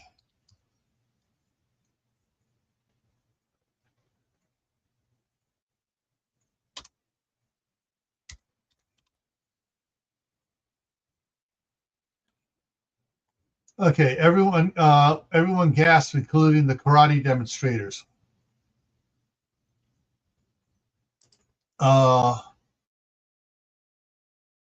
Said, "Wow, he's good. He sure is," agreed one of the male ventures. Michael quickly put the pieces of block down and picked up his bow and arrows, which were laying on the floor against the front wall. He quickly walked back to the middle of the room. Annie turned the lights back on and spoke. Michael Moore is an Eagle Scout and has earned the Denali Award and the highest in Varsity Scouts. He's also earned the Summit and Ranger Awards, the highest in Venture Scouts. He has won every archery contest he has entered in the last 3 years and won his division at the state archery competition this summer. He never misses. Michael turned quickly and fired 6 rapid shots at the ninja, who, alternating their hands, caught all of them. This again brought gasps from everyone, including the karate demonstrators. Those watching the video also gasped. Mick Ahern spoke. "Sarah, I think you have some speed competition with that one."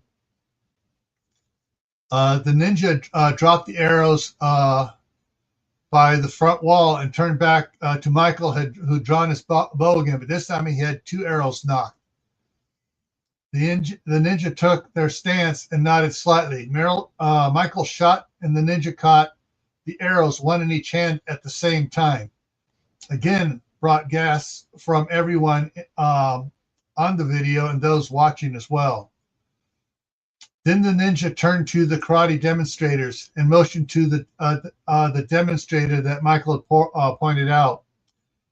He stepped forward, and the ninja did a double backflip, landing in leg splits with their right fist against their left palm and winked at the demonstrator. Jason sucked in a breath as he dropped to his knees and bowed to the floor. Master. Then, like she did at the competition, she made snake-like movements with her hands and arms and brought her hands down to her waist, and using only the muscles in her legs, stood by pulling the legs together. Everyone broke out into applause. The ninja reached up and took off her Zuken hood and Fukuman face covering. This brought oohs and ahs from the Ventures, especially the girls. Colonel James Jackson stated with some pride, "That's my Kimberly."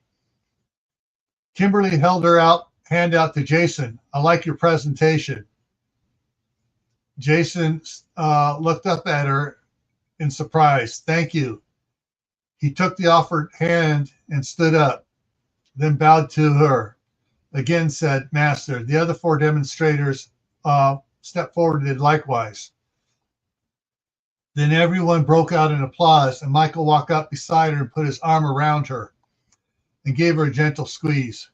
Looking over her right shoulder at Michael, she reached up with her right hand, slid it around his neck to the back of his head, and pulled his lips down to hers and gave him a long kiss. "Good shooting, my super scout, my love," she said loud enough for everyone to hear. "What?" Colonel Jackson shouted. "Wait," Wendy said as the video continued. Michael and Kimberly asked Jason to join them up front. They then explained that karate, Jeet Kune Do, archery, or any other martial art is beneficial. I need to fix that. To one's mind and physical health.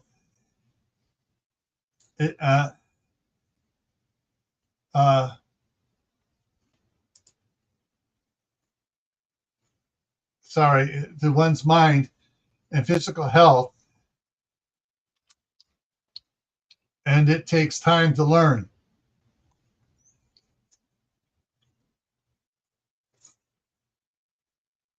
All right, someone else just came in. I can see by the count here. Hello. Please give a thumbs up and say hi to everybody in the chat. But it is time well spent. They also explained that weapons training for archery, throwing weapons also takes a lot of time to be as good as they were. But it is also time well spent. Kimberly said that Michael is a much better archer than she, because that was his sole discipline, where she had several disciplines and as such had to spend out among them. She said she saw Michael do a Robin Hood arrow split during practice once. The only reason he could was the amount of time he spent practicing. Then they addressed the asteroid issue and the fact that some people use anything as an excuse to take advantage of others. They agreed there would be troublemakers that would be coming out as the asteroid gets near. They said that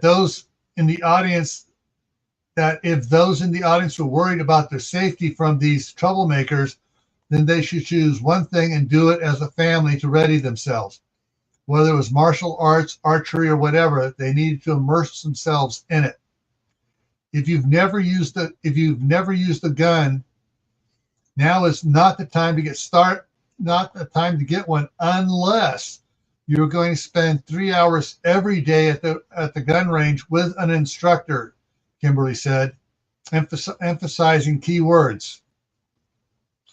I was given a handgun by the father of a soldier my father died saving. He said he wanted me to be safe. I won't use it for self-defense until I spend at least 100 hours on the range with a private instructor learning how to use it properly and practicing using it. She reached up and patted her bow, and I'm good at hitting a target. Of course, you can believe that nothing is going to happen, and I hope you're right. but I doubt it. Remember, even a good person will behave like an, hang on, I got to fix something here. Again, Microsoft is changing things after I've changed it. She paused and looked at Jason. An ass? Jason asked. An idiot when stressed out, she smiled. Remember, anger is the mind killer. Jason finished the phrase and stepped closer to Kimberly. Last Saturday during a match, my friend fought Kimberly. He went into the match thinking to punish her for daring to compete with a handicap. He gestured towards her eye. It turned out my friend had the handicap, arrogance and conceit, unjustifiable arrogance and conceit. It killed his mind, and he fought lousily and was beaten 12-0. I lost my clarity and got mad.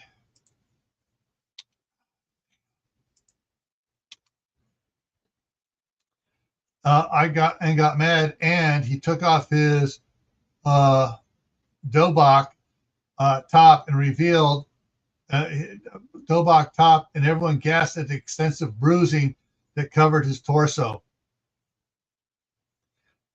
Challenged Kimberly in a very disrespectful way to an honor match. In my anger, I showed no honor. She showed nothing but honor, and she schooled me in a calm and honorable way. He gestured to his torso. Anger is the mind killer and the body killer too. So don't count on others to behave when they are panicked or other raw emotions set in. Michael spoke up. A lot of people will be angry if things don't go as smoothly as they think they should. They'll be angry at the government for not taking care of them. They'll be angry at those who have prepared for the worst and have things they don't. They'll be angry at themselves for not taking care of their family, and they'll be taking it out on everyone else. So what do you suggest? A parent in the audience asked. Calmly get food and camping cooking supplies to shelter at home, Michael answered. Or if you have a place out of the city, you can start moving supplies to there now so you can get out quickly if it gets unsafe for you to stay here, Kimberly added. Think long-term camping if you're planning on bugging out, Jason said, surprising Kimberly. Winter camping, wet, cold, miserable camping. It may be better to fortify your home and keep a low profile. Don't let others know what you're doing. They may come after your supplies. And while there may be strength in numbers, there is a shortage of food. If you're going to create a group, make sure everyone can contribute, like with a patrol troop or a crew. Everyone works together and shares responsibility. Nobody rides for free, Michael said. Annie started clapping as she walked over to the front. Thank you all for the demonstration and words of wisdom on preparation. Next week, we'll have a food storage expert from Preparing Wisely. Good night, everyone. Annie and several of the girl ventures came up to Kimberly to ask her some questions. Are you blind in that eye? One of the youngest asked. Don't ask that, another girl said. It's not polite. That's okay. And no, in fact, I have super night vision because of a chemistry accident in junior high. The patch has tiny holes in it that lets limited amount of light through. That's limited amount of light that comes through to my eyes, so it doesn't hurt. Who taught you all of that? Hang on. Another asked. Hang on, I gotta capitalize these letters here. Another asked, my teacher for most of my life was Diana Lee Inosanto, the goddaughter of Bruce Lee. Wow, several of them said in either greater awe. So Michael is better at you than bows. This is my favorite bow. She patted the bow across her back. It is a Yumi Hanku bow, a traditional Japanese bow. I also shoot other historic bows like English longbow. But yes, I think he is much better than me. Is Michael really your boyfriend? Sort of. He's my fiance. He's what? James shouted over the video again. Aw, a couple of the girls said, obviously disappointed. Sorry, girls, he's all mine.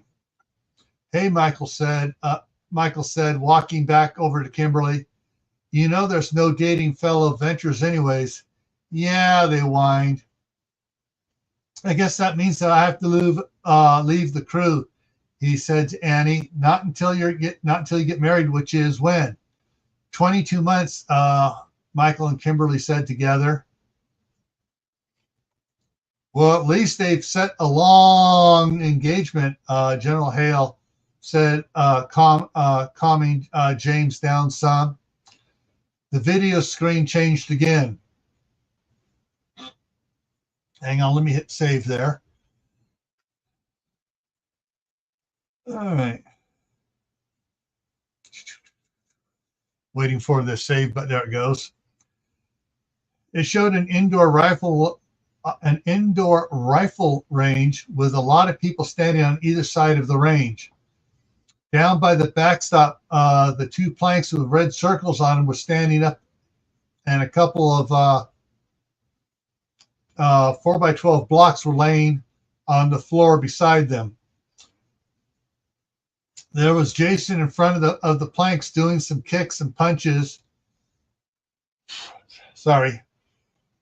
The carbon dioxide in the drink is, there we go, was building up in me.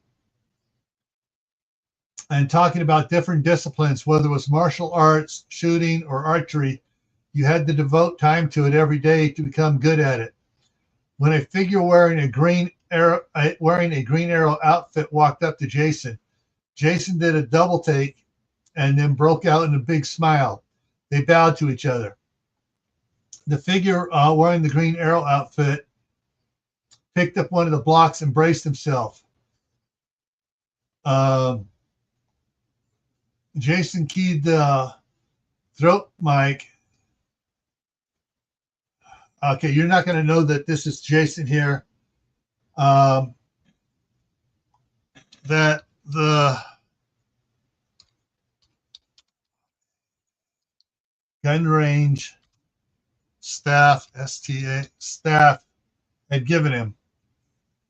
So it's going to be a assumption, but hey, I'm going to go with it.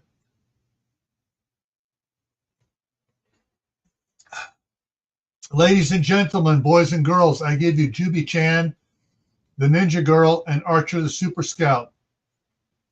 The lights turned off, except those right above Michael and the two planks. Just like at the Venture Crew meeting, an arrow hit one of the,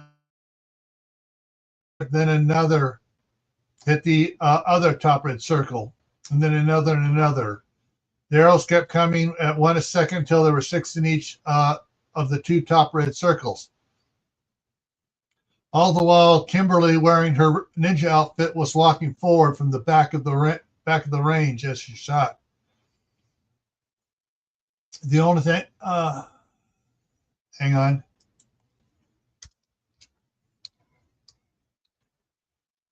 Oops, got to change that. AGA again. The only thing that anyone could see of her was a silhouette or the white of her right eye. When she reached the 3/4 way to Michael, she flipped the bow around and slipped it over her head and across her back. Then she started throwing knives at the second red circle. She threw 6 in rapid succession with each hand. Then she changed the shurikens and put 4 into the bottom circles. When she was 25 feet away, she threw the last 2 at the same time. Last 2 shurikens in each hand at the same time. And this one doesn't know how to spell shurikens. There we go. They know how to spell it singular or possessive, but not plural. Okay, at the same time. Then she let out a bird call, ran the last bit towards Michael, did a forward flip, landing in front of him with her left arm extended and the tips of fingers barely touching the block he held.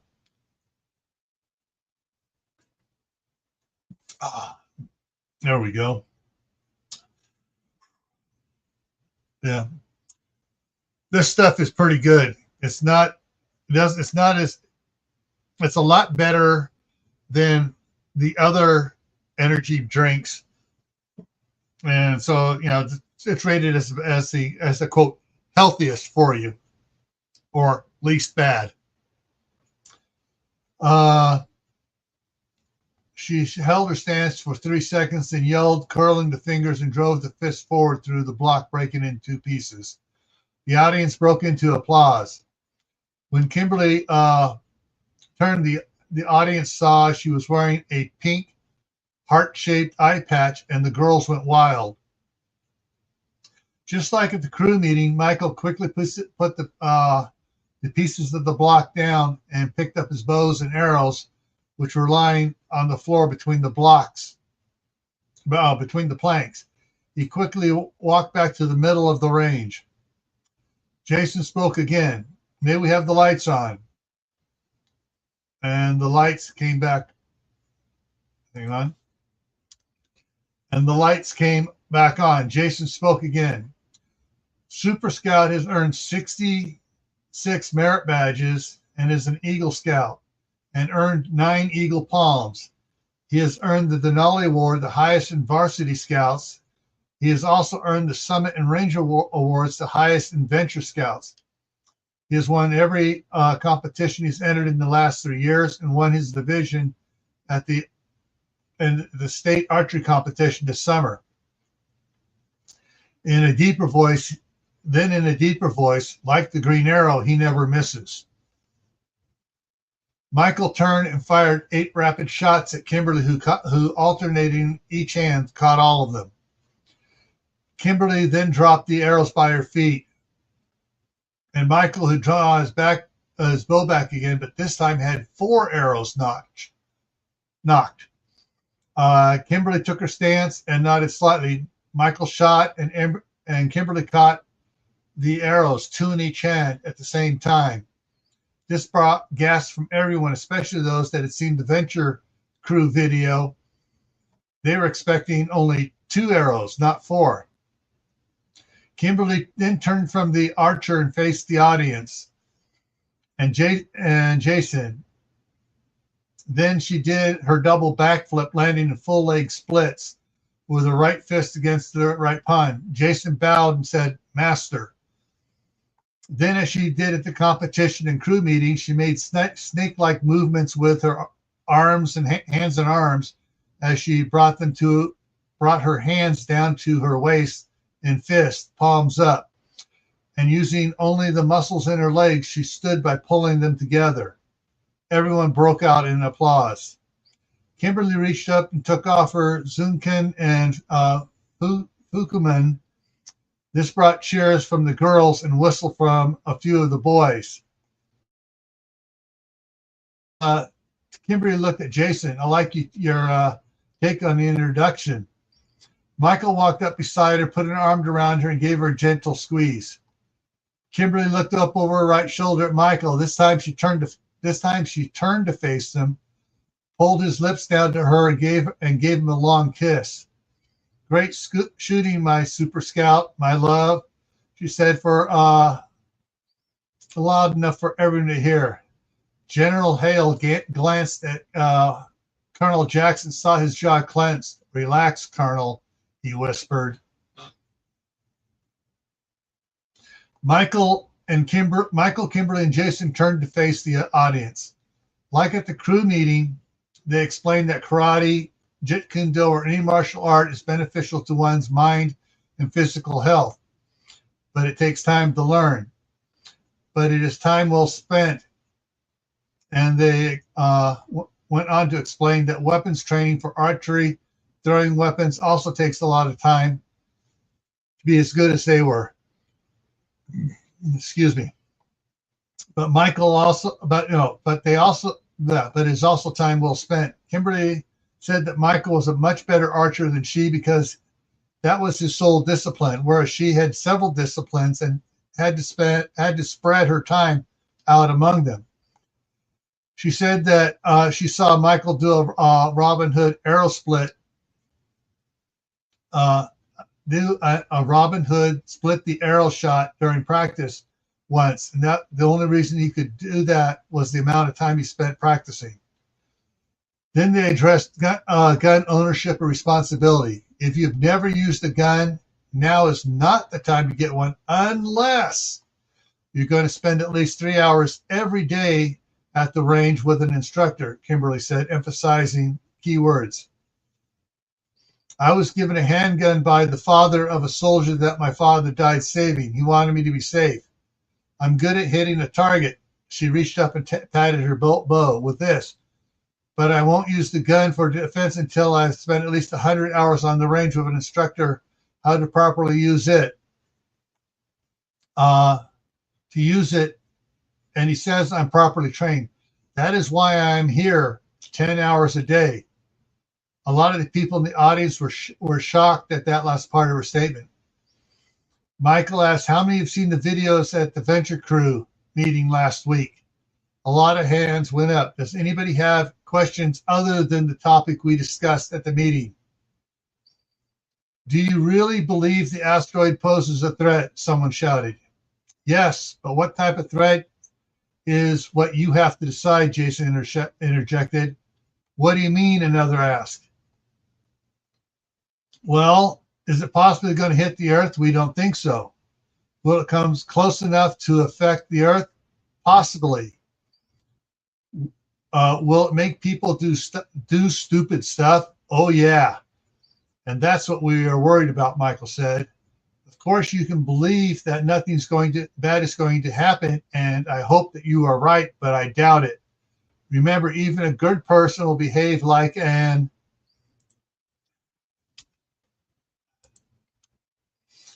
Kimberly paused and looked at Jason, an idiot. I'm going to change that from a question to the exclamation point. Like an idiot, Jason said.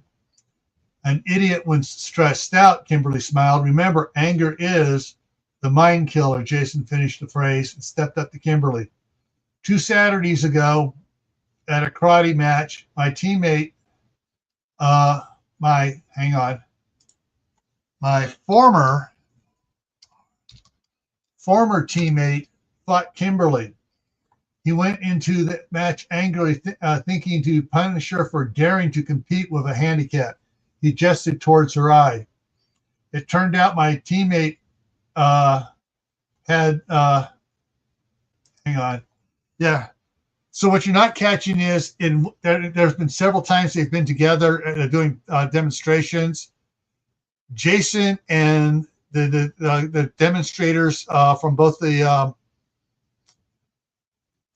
preceding thing the preceding event at the gun range and at the Venture Crew, all of them have left their former dojo and have gone over to Kimberly's karate dojo. That's why he's saying former. It turned out my former teammate had the handicap, arrogance and conceit, unjustifiable arrogance and conceit. They killed his mind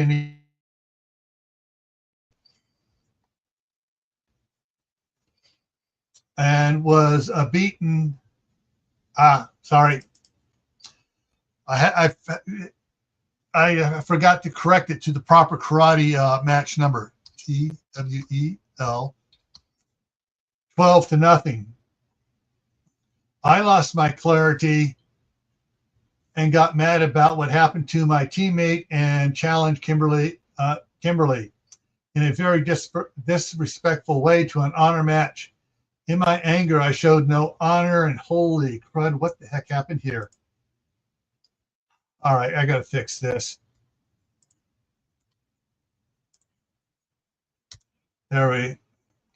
He took off his shirt, and everyone gasped at the bruising that still covered his torso. She showed nothing but honor as she schooled me in a calm, honorable way. He gestured to his torso.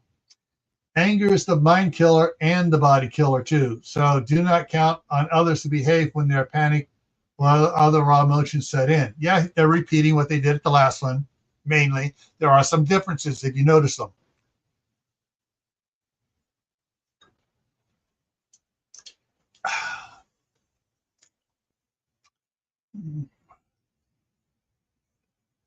Michael spoke up. A lot of people will be angry if things don't go smoothly as they think they should. They'll be angry at the government for not taking care of them. They'll be angry at those who have prepared for the worst and have things they don't have and things they don't. They'll be angry at themselves for not taking care of the family, and they'll take it out on everyone else. So what do you suggest? A parent in the audience asked. Calmly get food and camping cooking supplies to shelter at home, Michael said. Or if you have a place out of the city, you can start moving supplies there now so you can get out quickly if it gets unsafe for you to stay in the city, Kimberly added. Think long-term camping if you plan on bugging out. Jason said winter camping, wet, cold, miserable camping.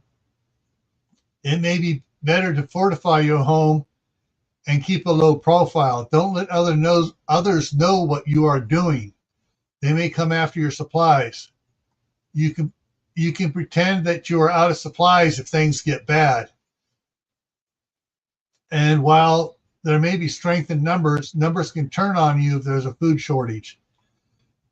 If you are going to create a group, make sure that everyone can contribute, Michael said. Like with a Boy Scout patrol, troop, team, or crew, everyone works together and shares responsibility. Nobody rides for free. The one thing history has shown that when there is a large disaster and people are in need is the fact that some people will use it as an excuse to take advantage of others. There'll be more and more troublemakers that come out of the cracks as the asteroid gets nearer, Kimberly said. Michael picked up when Kimberly stopped. There are some of you in the audience that are worried about their safety from these. If there are some of you in the audience that are worried about their safety from these troublemakers, then you should choose one thing to do as a family to ready themselves, whether it's martial arts, archery, becoming proficient in firearms, or whatever. Then you need to immerse yourself in it. And now Mr. Philip Marquest, who is the T9 Tactics store manager, would like to say a few words to you, Kimberly said. Philip stepped up next to Kimberly. At the suggestion of Kimberly Jackson, a.k.a. Juby Chan, the Ninja Girl, and starting tonight until the asteroid passes, T9 Tactics will be adding night classes for individuals and groups. We'll be staying open from 8 to 10, offering range time and firearms classes and emergency preparedness classes. See Amy at the front desk for flyers and more information. Thank you. Thank you, Philip, Michael said.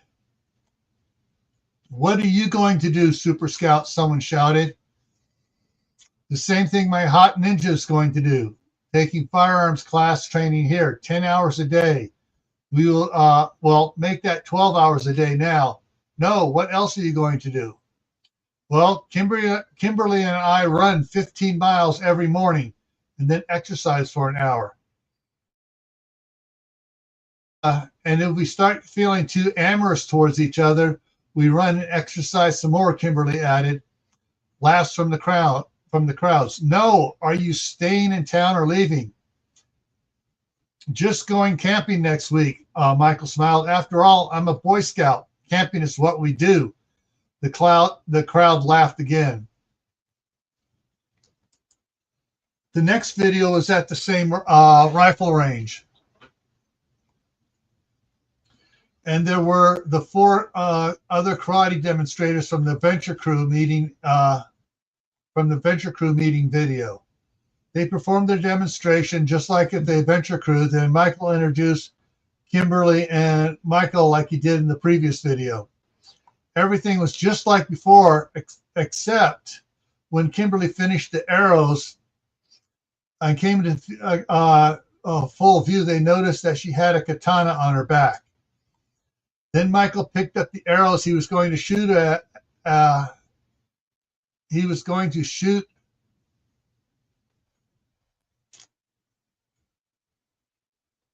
Then when Michael picked up the arrows he was going to shoot at her, he stopped and carried on a short, hushed conversation with Kimberly. Then he went back to take his position to shoot the arrows at her.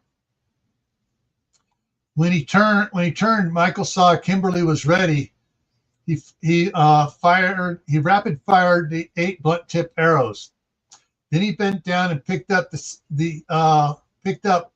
wooden target tipped arrows and knocked the arrows. By the time he brought the bow up, Kimberly had shifted the katana from her back to her left hip and stood it as what can only be called a traditional samurai battle stance, with her right hand on the hilt of the katana and her left hand on the saya or scabbard.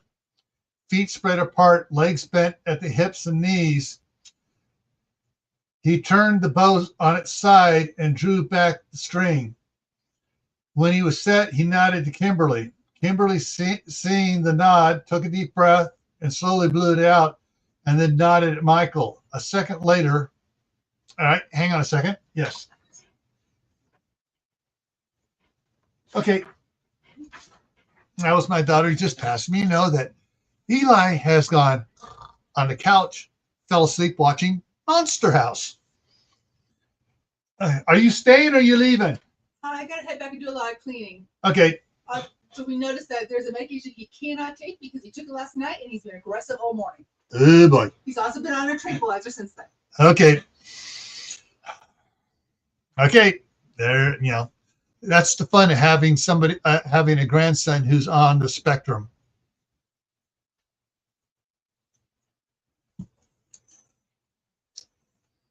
And he is listed as nonverbal or autistic because he won't talk to strangers, but he does say certain words to us. Like to me, when he gets hungry, he'll say either peanut butter and jam sandwich or he'll say Hot Pockets. Or if his water bottle is out of water, he will say to me, he'll say water, or he'll say bottle. You tell me he wants me to fill up his water bottle. And he'll also say paper if he wants a blank sheet of paper to draw on. Okay. Scabbard, piece apart, and when Kimberly when he was set, he nodded to Kimberly. Kimberly saw the nod, took a breath and blew it out slowly, then nodded to Michael. A second later, Michael released the string, and 8 arrows flew straight at Kimberly.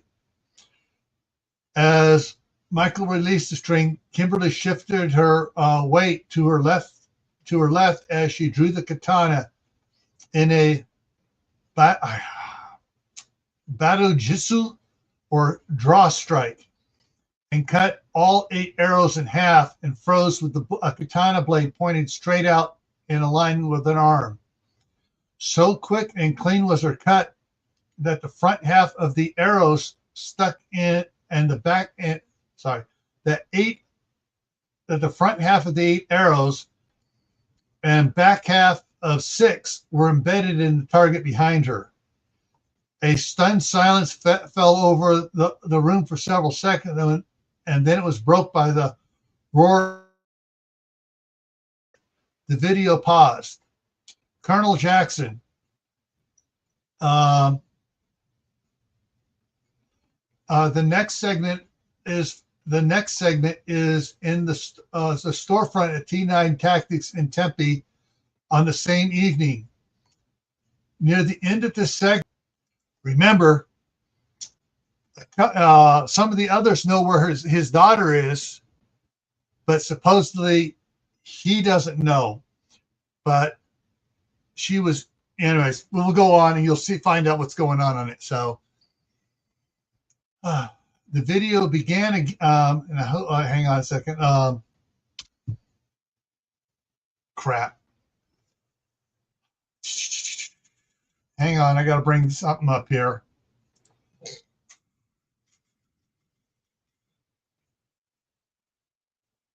Yeah, it's Wendy Thomas. Okay.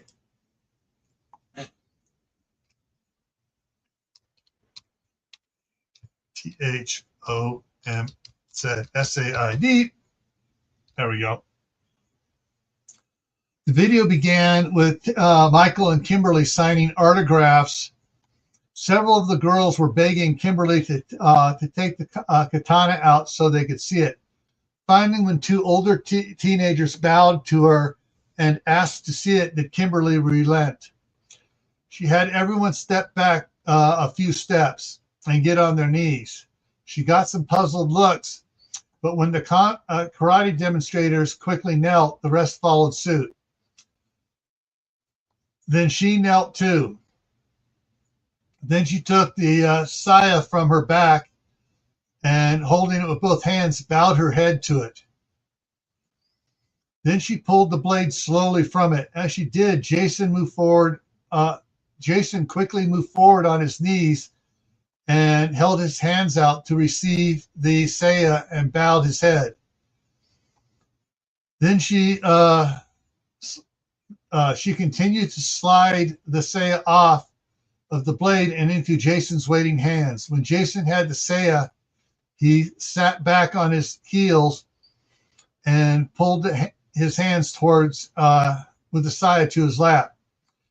As the katana cleared the saya, Kimberly quickly brought up her left arm under it, under the end of the blade to support it. It was at this point that some of the girls realized that she was doing a ceremonial inspection blade.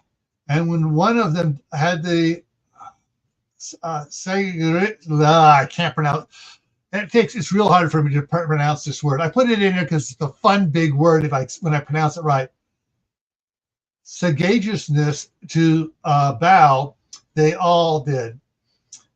At that moment, someone began to hush the other people in the room, and all eyes turned towards Kimberly and Jason. Kimberly looked down the edge of the blade as it rested on her forearm. Then, with a flick of her wrist, the blade was in front of her, pointed away from her, edge up. Another flick, and it was facing down. She eyed down the blade, and then, with a flash, the blade was pointing straight up. Just then, one of the karate demonstrators spoke softly, but loud enough that most heard it in the silence.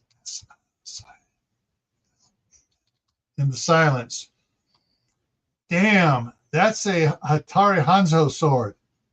What sword? Someone in the audience asked louder. A Atari Hanzo sword. They are legendary. I saw one in a museum that they had on loan from a private collection.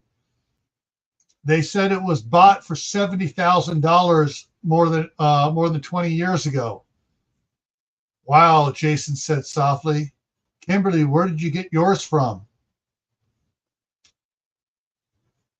My grandfather got it when he was stationed in Okinawa 45 years ago.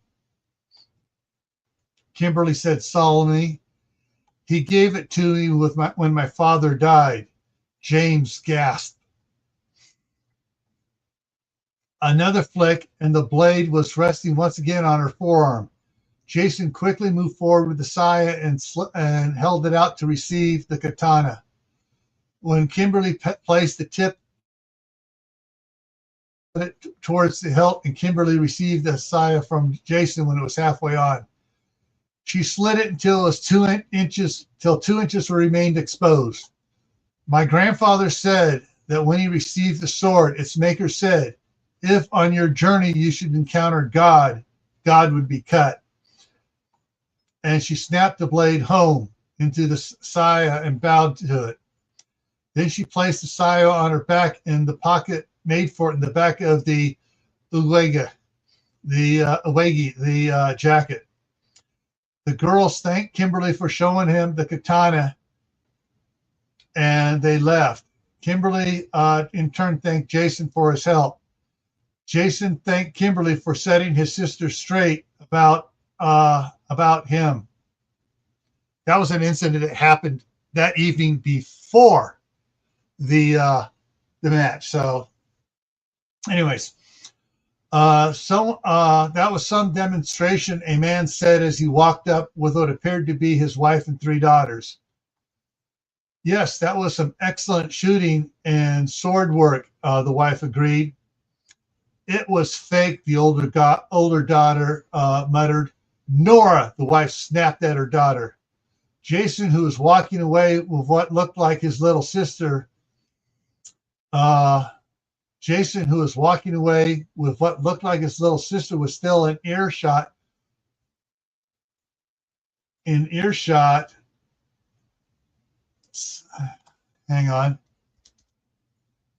Earshot heard the comment and spun around and stalked straight over to her. Nora's eyes widened when she saw the anger on Jason's face, and she took a step back. Kimberly saw the eyes and the step of Nora and surmised that Jason was charging towards her.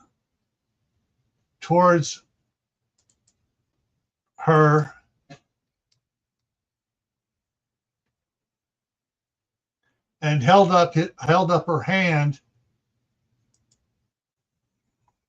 I got to make this sound better. TOWAR towards Jason without looking at him. Yeah. Jason saw the hand and immediately realized his mistake and dropped to the floor and bowed to Kimberly. Forgive my anger, master, he said softly. You are learning, grasshopper. Kimberly said, using the nickname she gave him during their first meeting. The little girl was quickly at Jason's side and asked, Jason, were you going to hit her for calling Kimberly a fake? Yes, Debbie, I was, Jason said softly. What the crap? Just because I called it out as fake? Nora said in shock. She's not fake, Jason growled, still bowing to the floor. Grasshopper, I can deal with this, Kimberly spoke softly with a smile on her face. Yes, master, Jason said and slid back a little and rose up. Why do you say I'm fake? Kimberly asked in a gentle voice. Come on, you really expect us to believe that you can shoot like that? Throw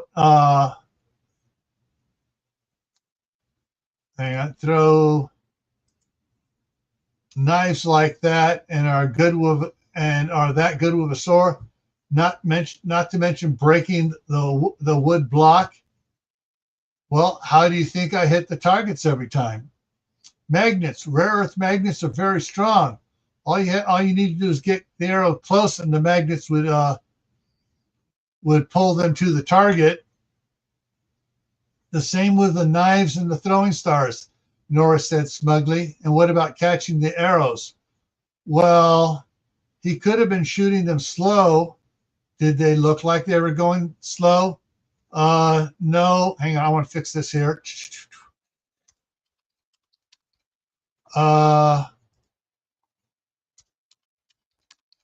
No, but that could have been an optical illusion. And cutting the arrows in midair, they were already cut. They were already cut and barely holding together. All right, hang on a sec, guys. I gotta take care of something.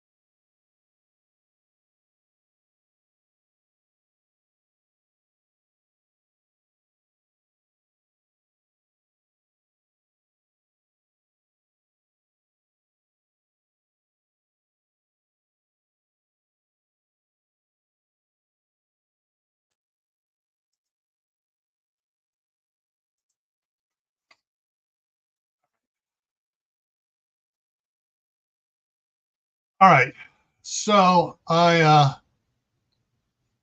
had to get something to eat here. Um, I forgot to have breakfast this morning, and so having this on an empty stomach was, how do I put it, was making me feel a little lightheaded. So I need to get some protein in me. So I got some cheese slices and a hot dog to get some protein into me. So bear with me for a second here. Yeah.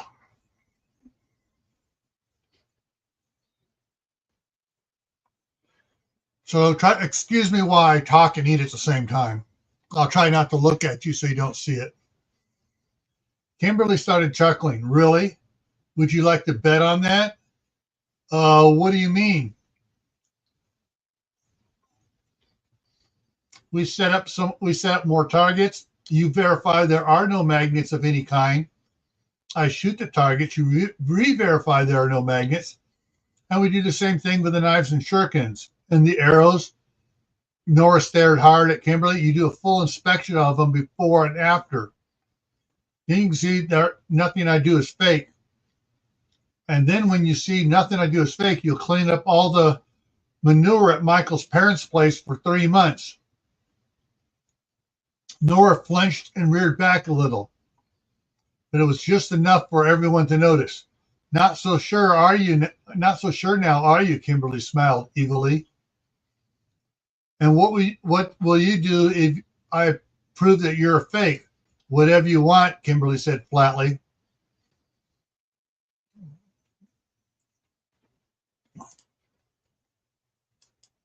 Nora again flinched at what Kimberly had said.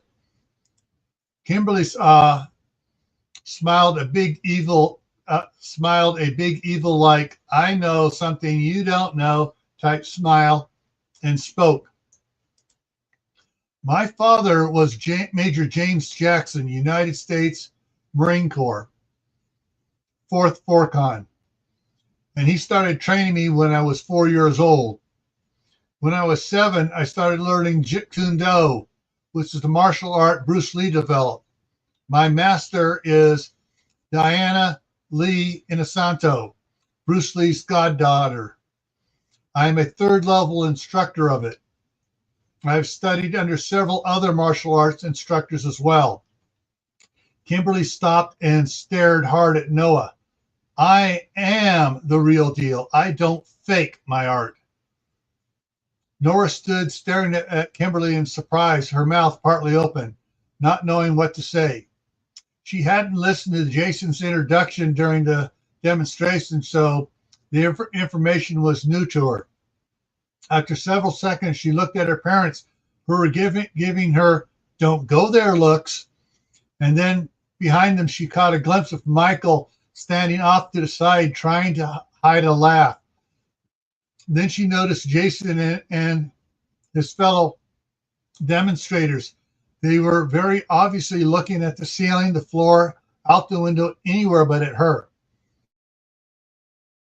And looking around quickly. What?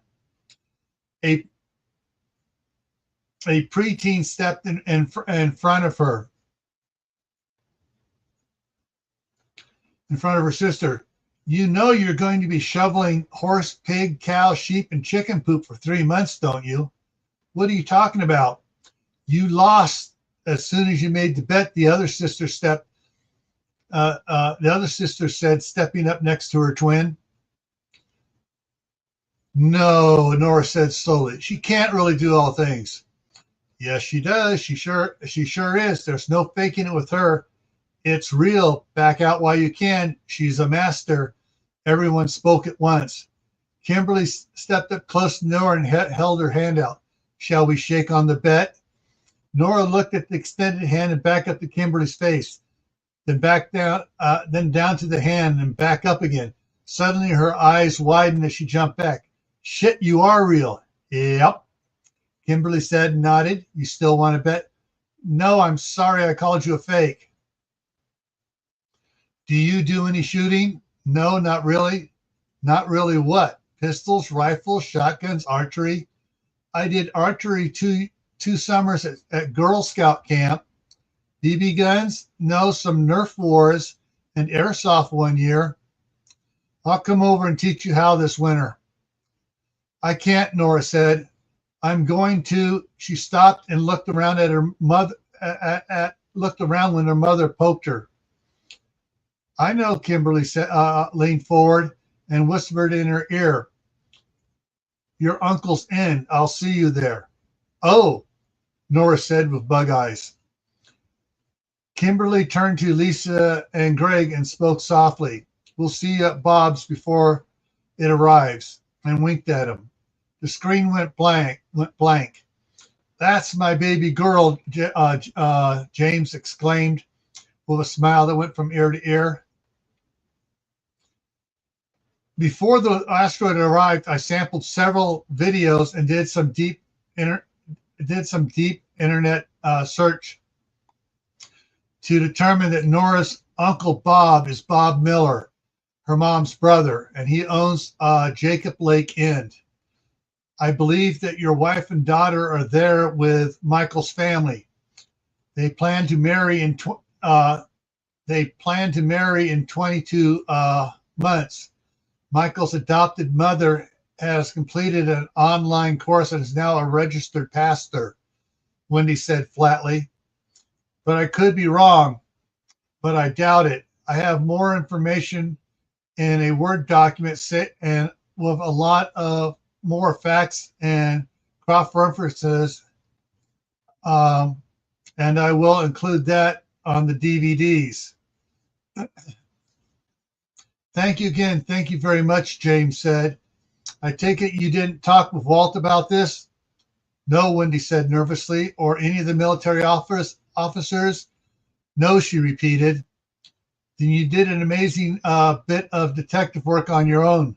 Kimberly is, in fact, at Jacob Lake working with local law enforcement and military personnel at the new base there. It's called Camp Resurrection. Wendy looked at him looked at him wide-eyed. You know? He knows, Wendy. Walt said he's been present during a video conference 4 days ago. Colonel Jackson is flying there tomorrow with a supply run to be with them and may bring them back.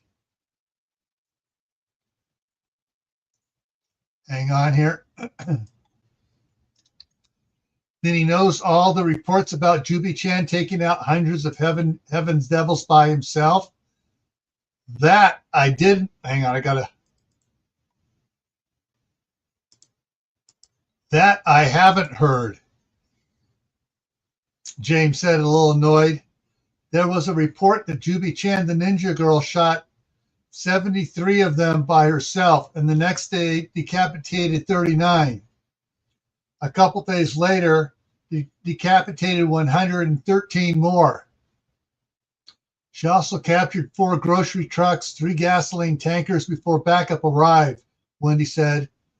Whoa. Hang on. Come on, highlight it. Thank you. Whoa, Danny said. Sarah, you're going to have to step up your game. Colonel Jackson, Sarah said. Yes, Sarah?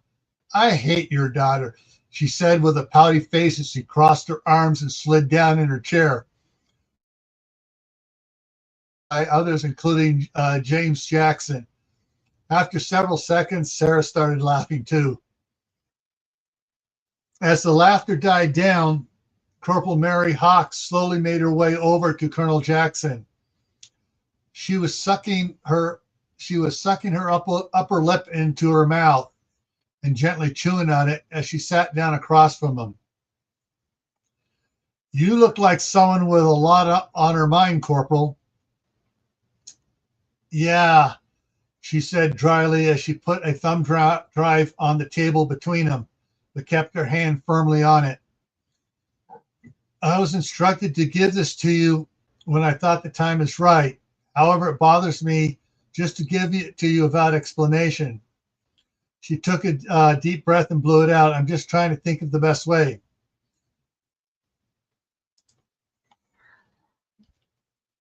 Well, start at the beginning, he smiled at her. Okay. You died because a certain staff sergeant was sneaking off to be with a native man who, unbeknownst to her, was setting her up. Colonel Jackson sat up straight and stared hard at this young corporal in front of him. On Saturday, October 24th, the Albuquerque chapter of Heaven's Devils tried to get into the North Rim facility of the Grand Canyon. They ran into a trap set by the local residents of the Jacob Lake area, led by Kimberly Michael and 2 recently discharged Army Rangers. She quickly held up her other hand to forestall questions. Kimberly and Monica are fine. During the execution of the trap, Kimberly was carrying your car 15 from the house, an identical one that Captain Cooper gave her the week before. With those 2 captured weapons, she killed 73 members of Heaven's Devils. Sorry. With those 2, I jumped down over here from the set of things. With those 2 weapons, she killed 73 members of Heaven Devils in less than a minute. She also captured 2 more, one of which was an undercover federal marshal. She rescued 2 trucker families and Marine reservists Colonel Houston and Lieutenant Colonel Houston, who were also driving a truck and trailer of food as part of their retirement career. She took another deep breath and continued. Hang on.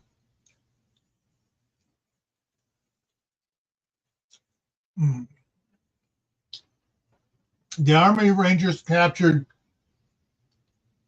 4 more, including the chapter president and his right-hand man. They extracted a lot of valuable information from him, and the 5 died before they were fed to a farmer's hogs. Mary gave a shiver and muttered, "I don't think I'll look at pork the same way again." Colonel Jackson chuckled.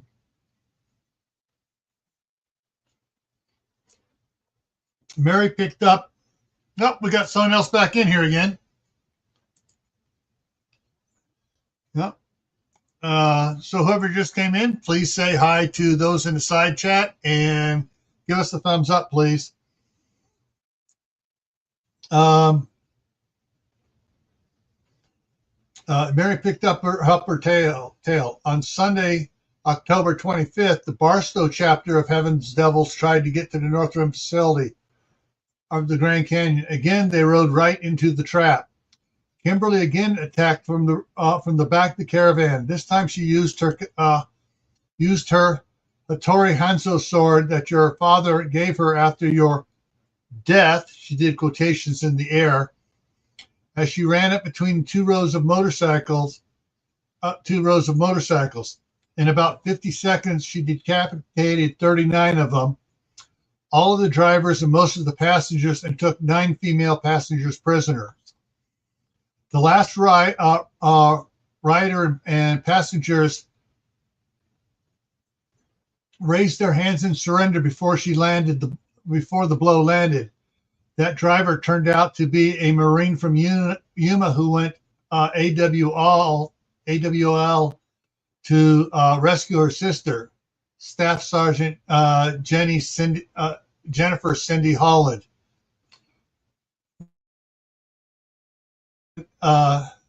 Heaven's Devils, James erupted. That story has been classified by Matt, the vice president, for now. Then Kimberly was called to the front of the Heaven's Devils convoy, where a standoff was going on between three leaders and the Rangers. The leaders claimed to have female hostages in their RV. Staff Sergeant Holland told Kimberly that the 3 women were the leaders' women. The 3 women were the leaders' women, not hostages. She and Michael tossed in 4 M84 stun grenades into the RV. She ran in and tossed everyone out through the window. Colonel Jackson chuckled softly but smiled broadly. Back at their base of operation, Kimberly interrogated Staff Sergeant Holland and her sister. When she found out that Staff Sergeant Holland was in the fourth Forcon when you died, she went ballistic on her. Until Holland said it was Sanchez that was the one that sneaked off, and that Master Gunnery Sergeant Dyer could collaborate her story. Staff Sergeant Holland gave Kimberly Staff Sergeant Dyer's phone number and ham radio frequency to verify that she wasn't the staff sergeant responsible for your death. Then Kimberly and Michael and Commander Smythe interrogated 3 leaders. At the end of the interrogation, they slipped up and admitted to eating some of their victims, after which Michael shot them. Then Michael and Commander Smythe were conducting the interrogation of the 12 women. Then while Kimberly and Commander Smythe were conducting the interrogation of 12 women, Michael made contact with Sergeant Major Dyer Thomas and confirmed that it was Sanchez that caused your death. She did quotations in the air. After the interrogations were all done, he was able to set up a web conference with my General Donaldson and Sergeant Major Dyer Thomas. During the call, Vice President Mitchell, Sack Davies, and Walt were called in. Most of the meeting has been classified, but I can tell you that Kimberly was called out of the meeting for emergency radio traffic. Captain Cooper had a group about 2.5 hours away. They had been hit by a meteorite and lost half their people. The Army Rangers, Lieutenant Robinson and Staff Sergeant Grimm, are now in the Corps. The new their new ranks are Captain and Master Sergeant. Camp Resurrection has been established near Jacob Lake, and Colonel Houston was in charge, and now General Samson Marquest is. Kimberly saved his son and granddaughter. They are recruiting training replacements for the 3rd FORCON. After the meeting, they requested Captain Cooper's, after the meeting, they rescued Captain Cooper's group and all their supplies. Also, a large group of 4th FORCON that were also hit by a meteorite and lost most of their people. They are spending the winter at Camp Resurrection and may be reassigned to the 3rd. Kimberly and Michael have eliminated more groups than of Heaven's Devils than we have. Oh yeah, Mary said, getting really nervous. Please don't hit the messenger.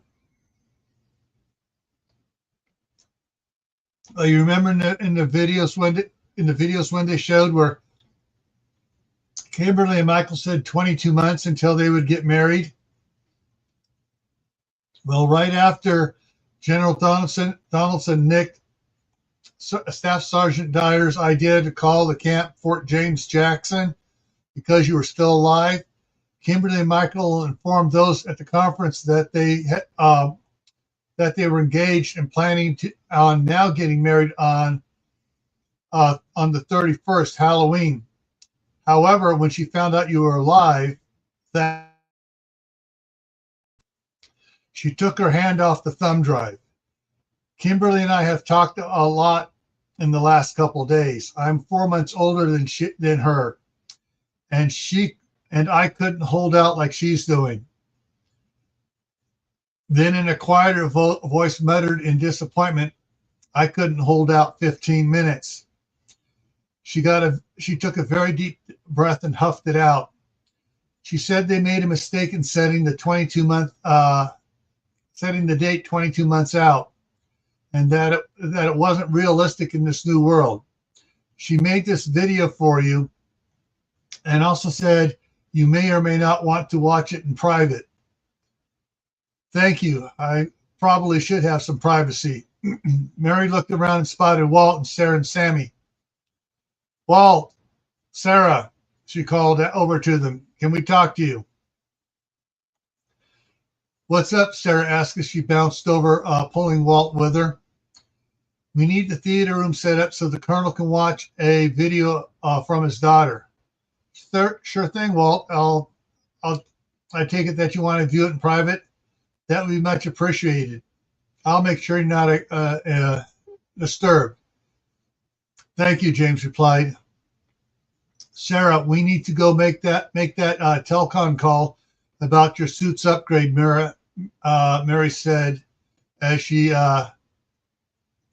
glanced hard to the side. Oh yeah, I forgot about that. Let's go, Sarah said quickly, catching the glance, and started off to Walt's office. Mary followed and pulled out a sat phone and pushed a speed dial button.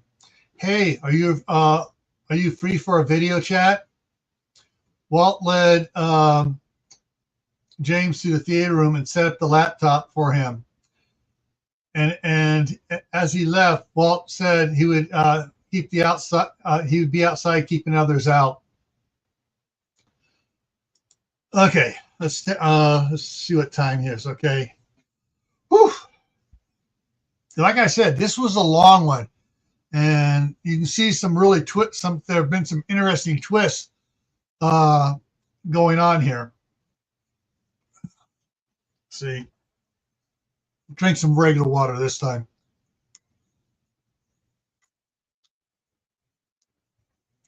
All right, I'm going to continue on here in a second, but I'm going to take a couple more bites of hot dog before it gets too cold.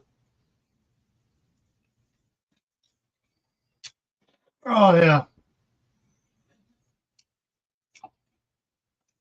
So as you can see, there's more interaction between the Idaho group and the Arizona group going on via telecommunications, and the fact that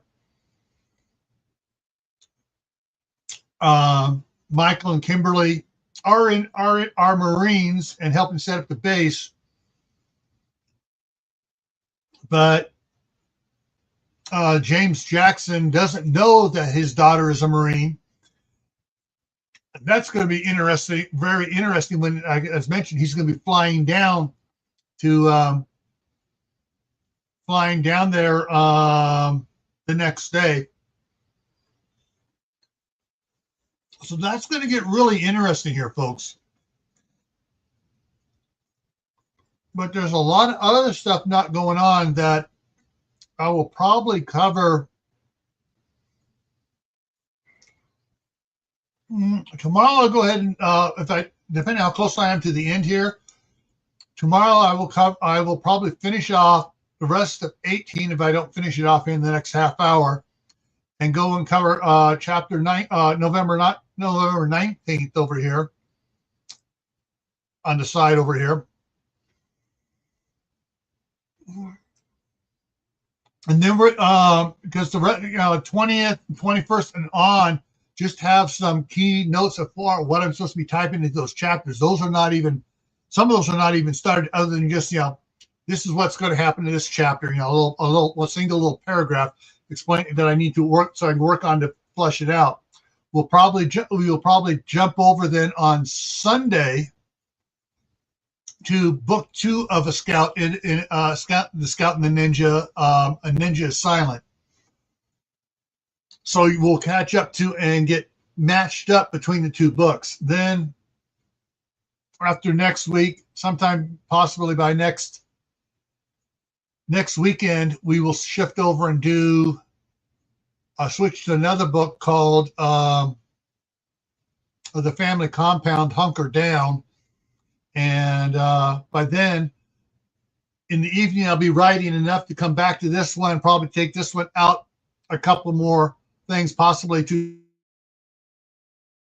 and we can start chapter 5. And actually, chapter 5, the beginning of it, the first half of chapter 5 is pretty much written out already. All right, so let me take a quick look here.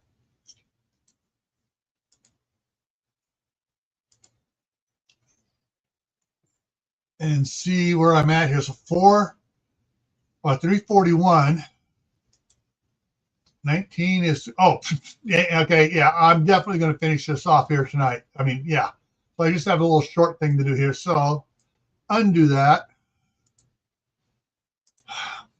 All right, so yeah, this will probably be about 10 minutes maybe.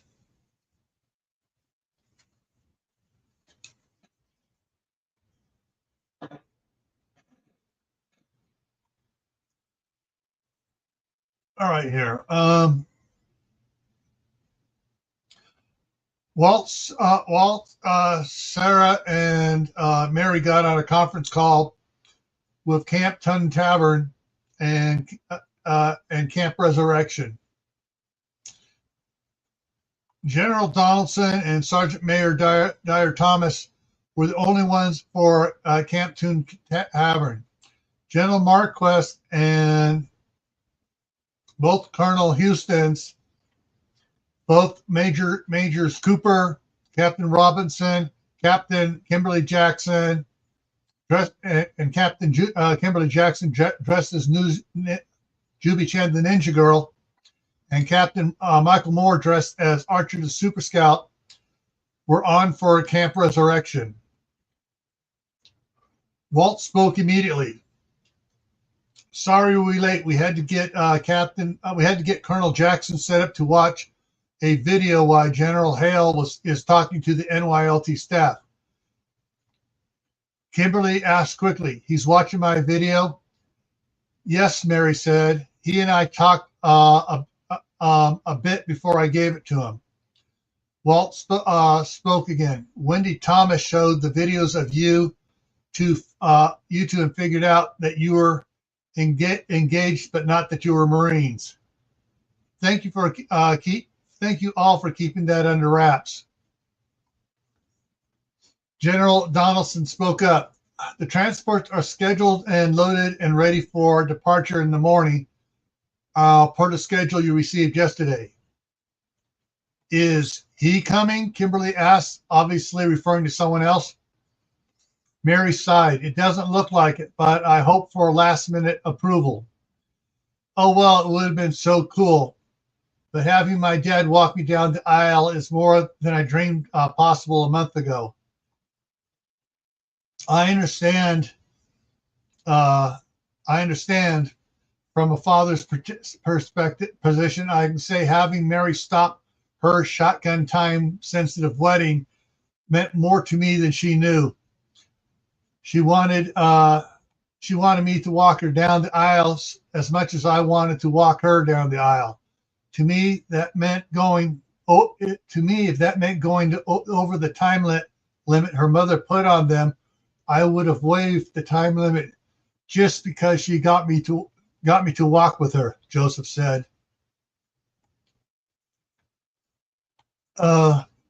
Your father will be very happy no matter who officiates at your wedding." Mary's face lit up. "Oh, Daddy." Okay, so that finishes this one off, and it only took a couple of minutes. Let me think. I'm going to go ahead and go on to the 19th and get that here, and then I'll just go ahead and start tomorrow off with book 2 of The Scout and the Ninja. Excuse me. November 19, Camp Resurrection. 0515. Whoa. No, Camp Resurrection. That's not where they're starting out at. 0515. Colonel Jackson looked at the two MV-22 Osprey and the one KC 130J loading up for the trip to Camp Resurrection, Arizona. The 22-foot ISO fuel tanks have been loaded already, and now the final palletized supplies were being loaded and secured. This KC 130J would leave ahead of them and arrive an hour before them. And then was on the way and would be 30 minutes behind them arriving in Arizona. It was going to be a 650-mile trip that would take about 2.5 hours for the MV-22s. Hang on, I need to put an S in there because there are 2 of them going down. James sighed heavily. 2.5 more hours and he would see his family again. "Good morning, Colonel," Mary said as she stepped up next to him. Good morning indeed, Corporal," James Jackson replied as he looked around to make sure no one was watching. He lifted his hand up and firmly grasped Mary's far shoulder and pulled her to his side. "Thank you for being Kimberly's friend," and then released the hug. "Sir, can I tell you a secret? That you're a major pain?" "No," she said. Actually, I need to change that. I'm going to change this around here. She said with a little chuckle,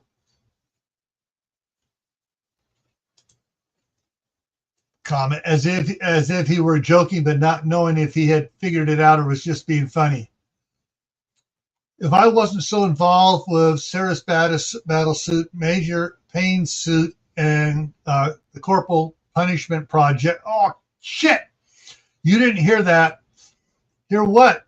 He smiled to himself. She sighed heavily. If I wasn't involved in these projects, I would be seriously contemplating getting lost at the Grand Canyon until the transports left, just so I could train with your daughter.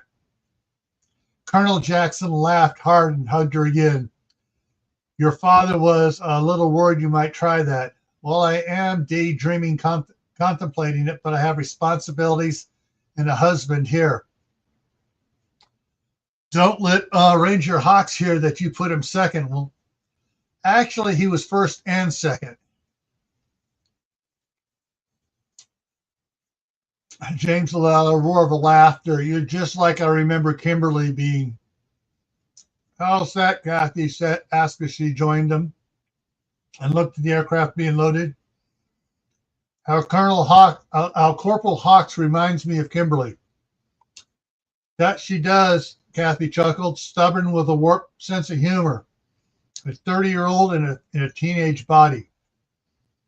I don't know if I was just slammed or complimented. Yes, Kathy and James said with smirks. Don't blame me if I get lost on the hiking trails. Yep, warped sense of humor. Looks like they're loaded and waiting on us, Kathy said.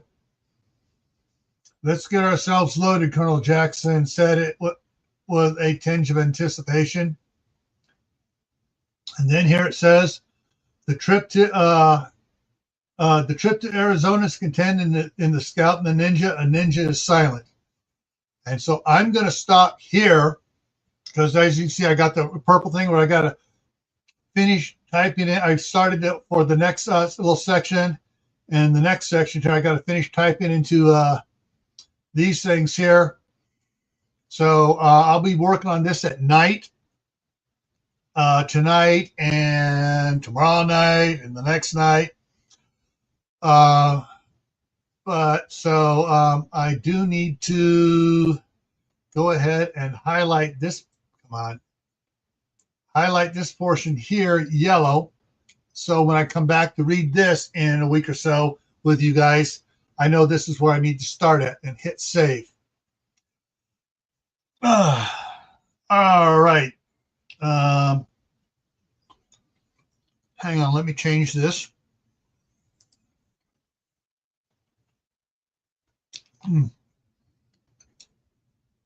Sorry, getting the meat protein in there so my lightheadedness will go away. All right, so tonight is Friday. So tonight over on Camp Patton Family Compound at 8 o'clock Eastern is the topic is foods you need to have in your pantry. And so that'll be that.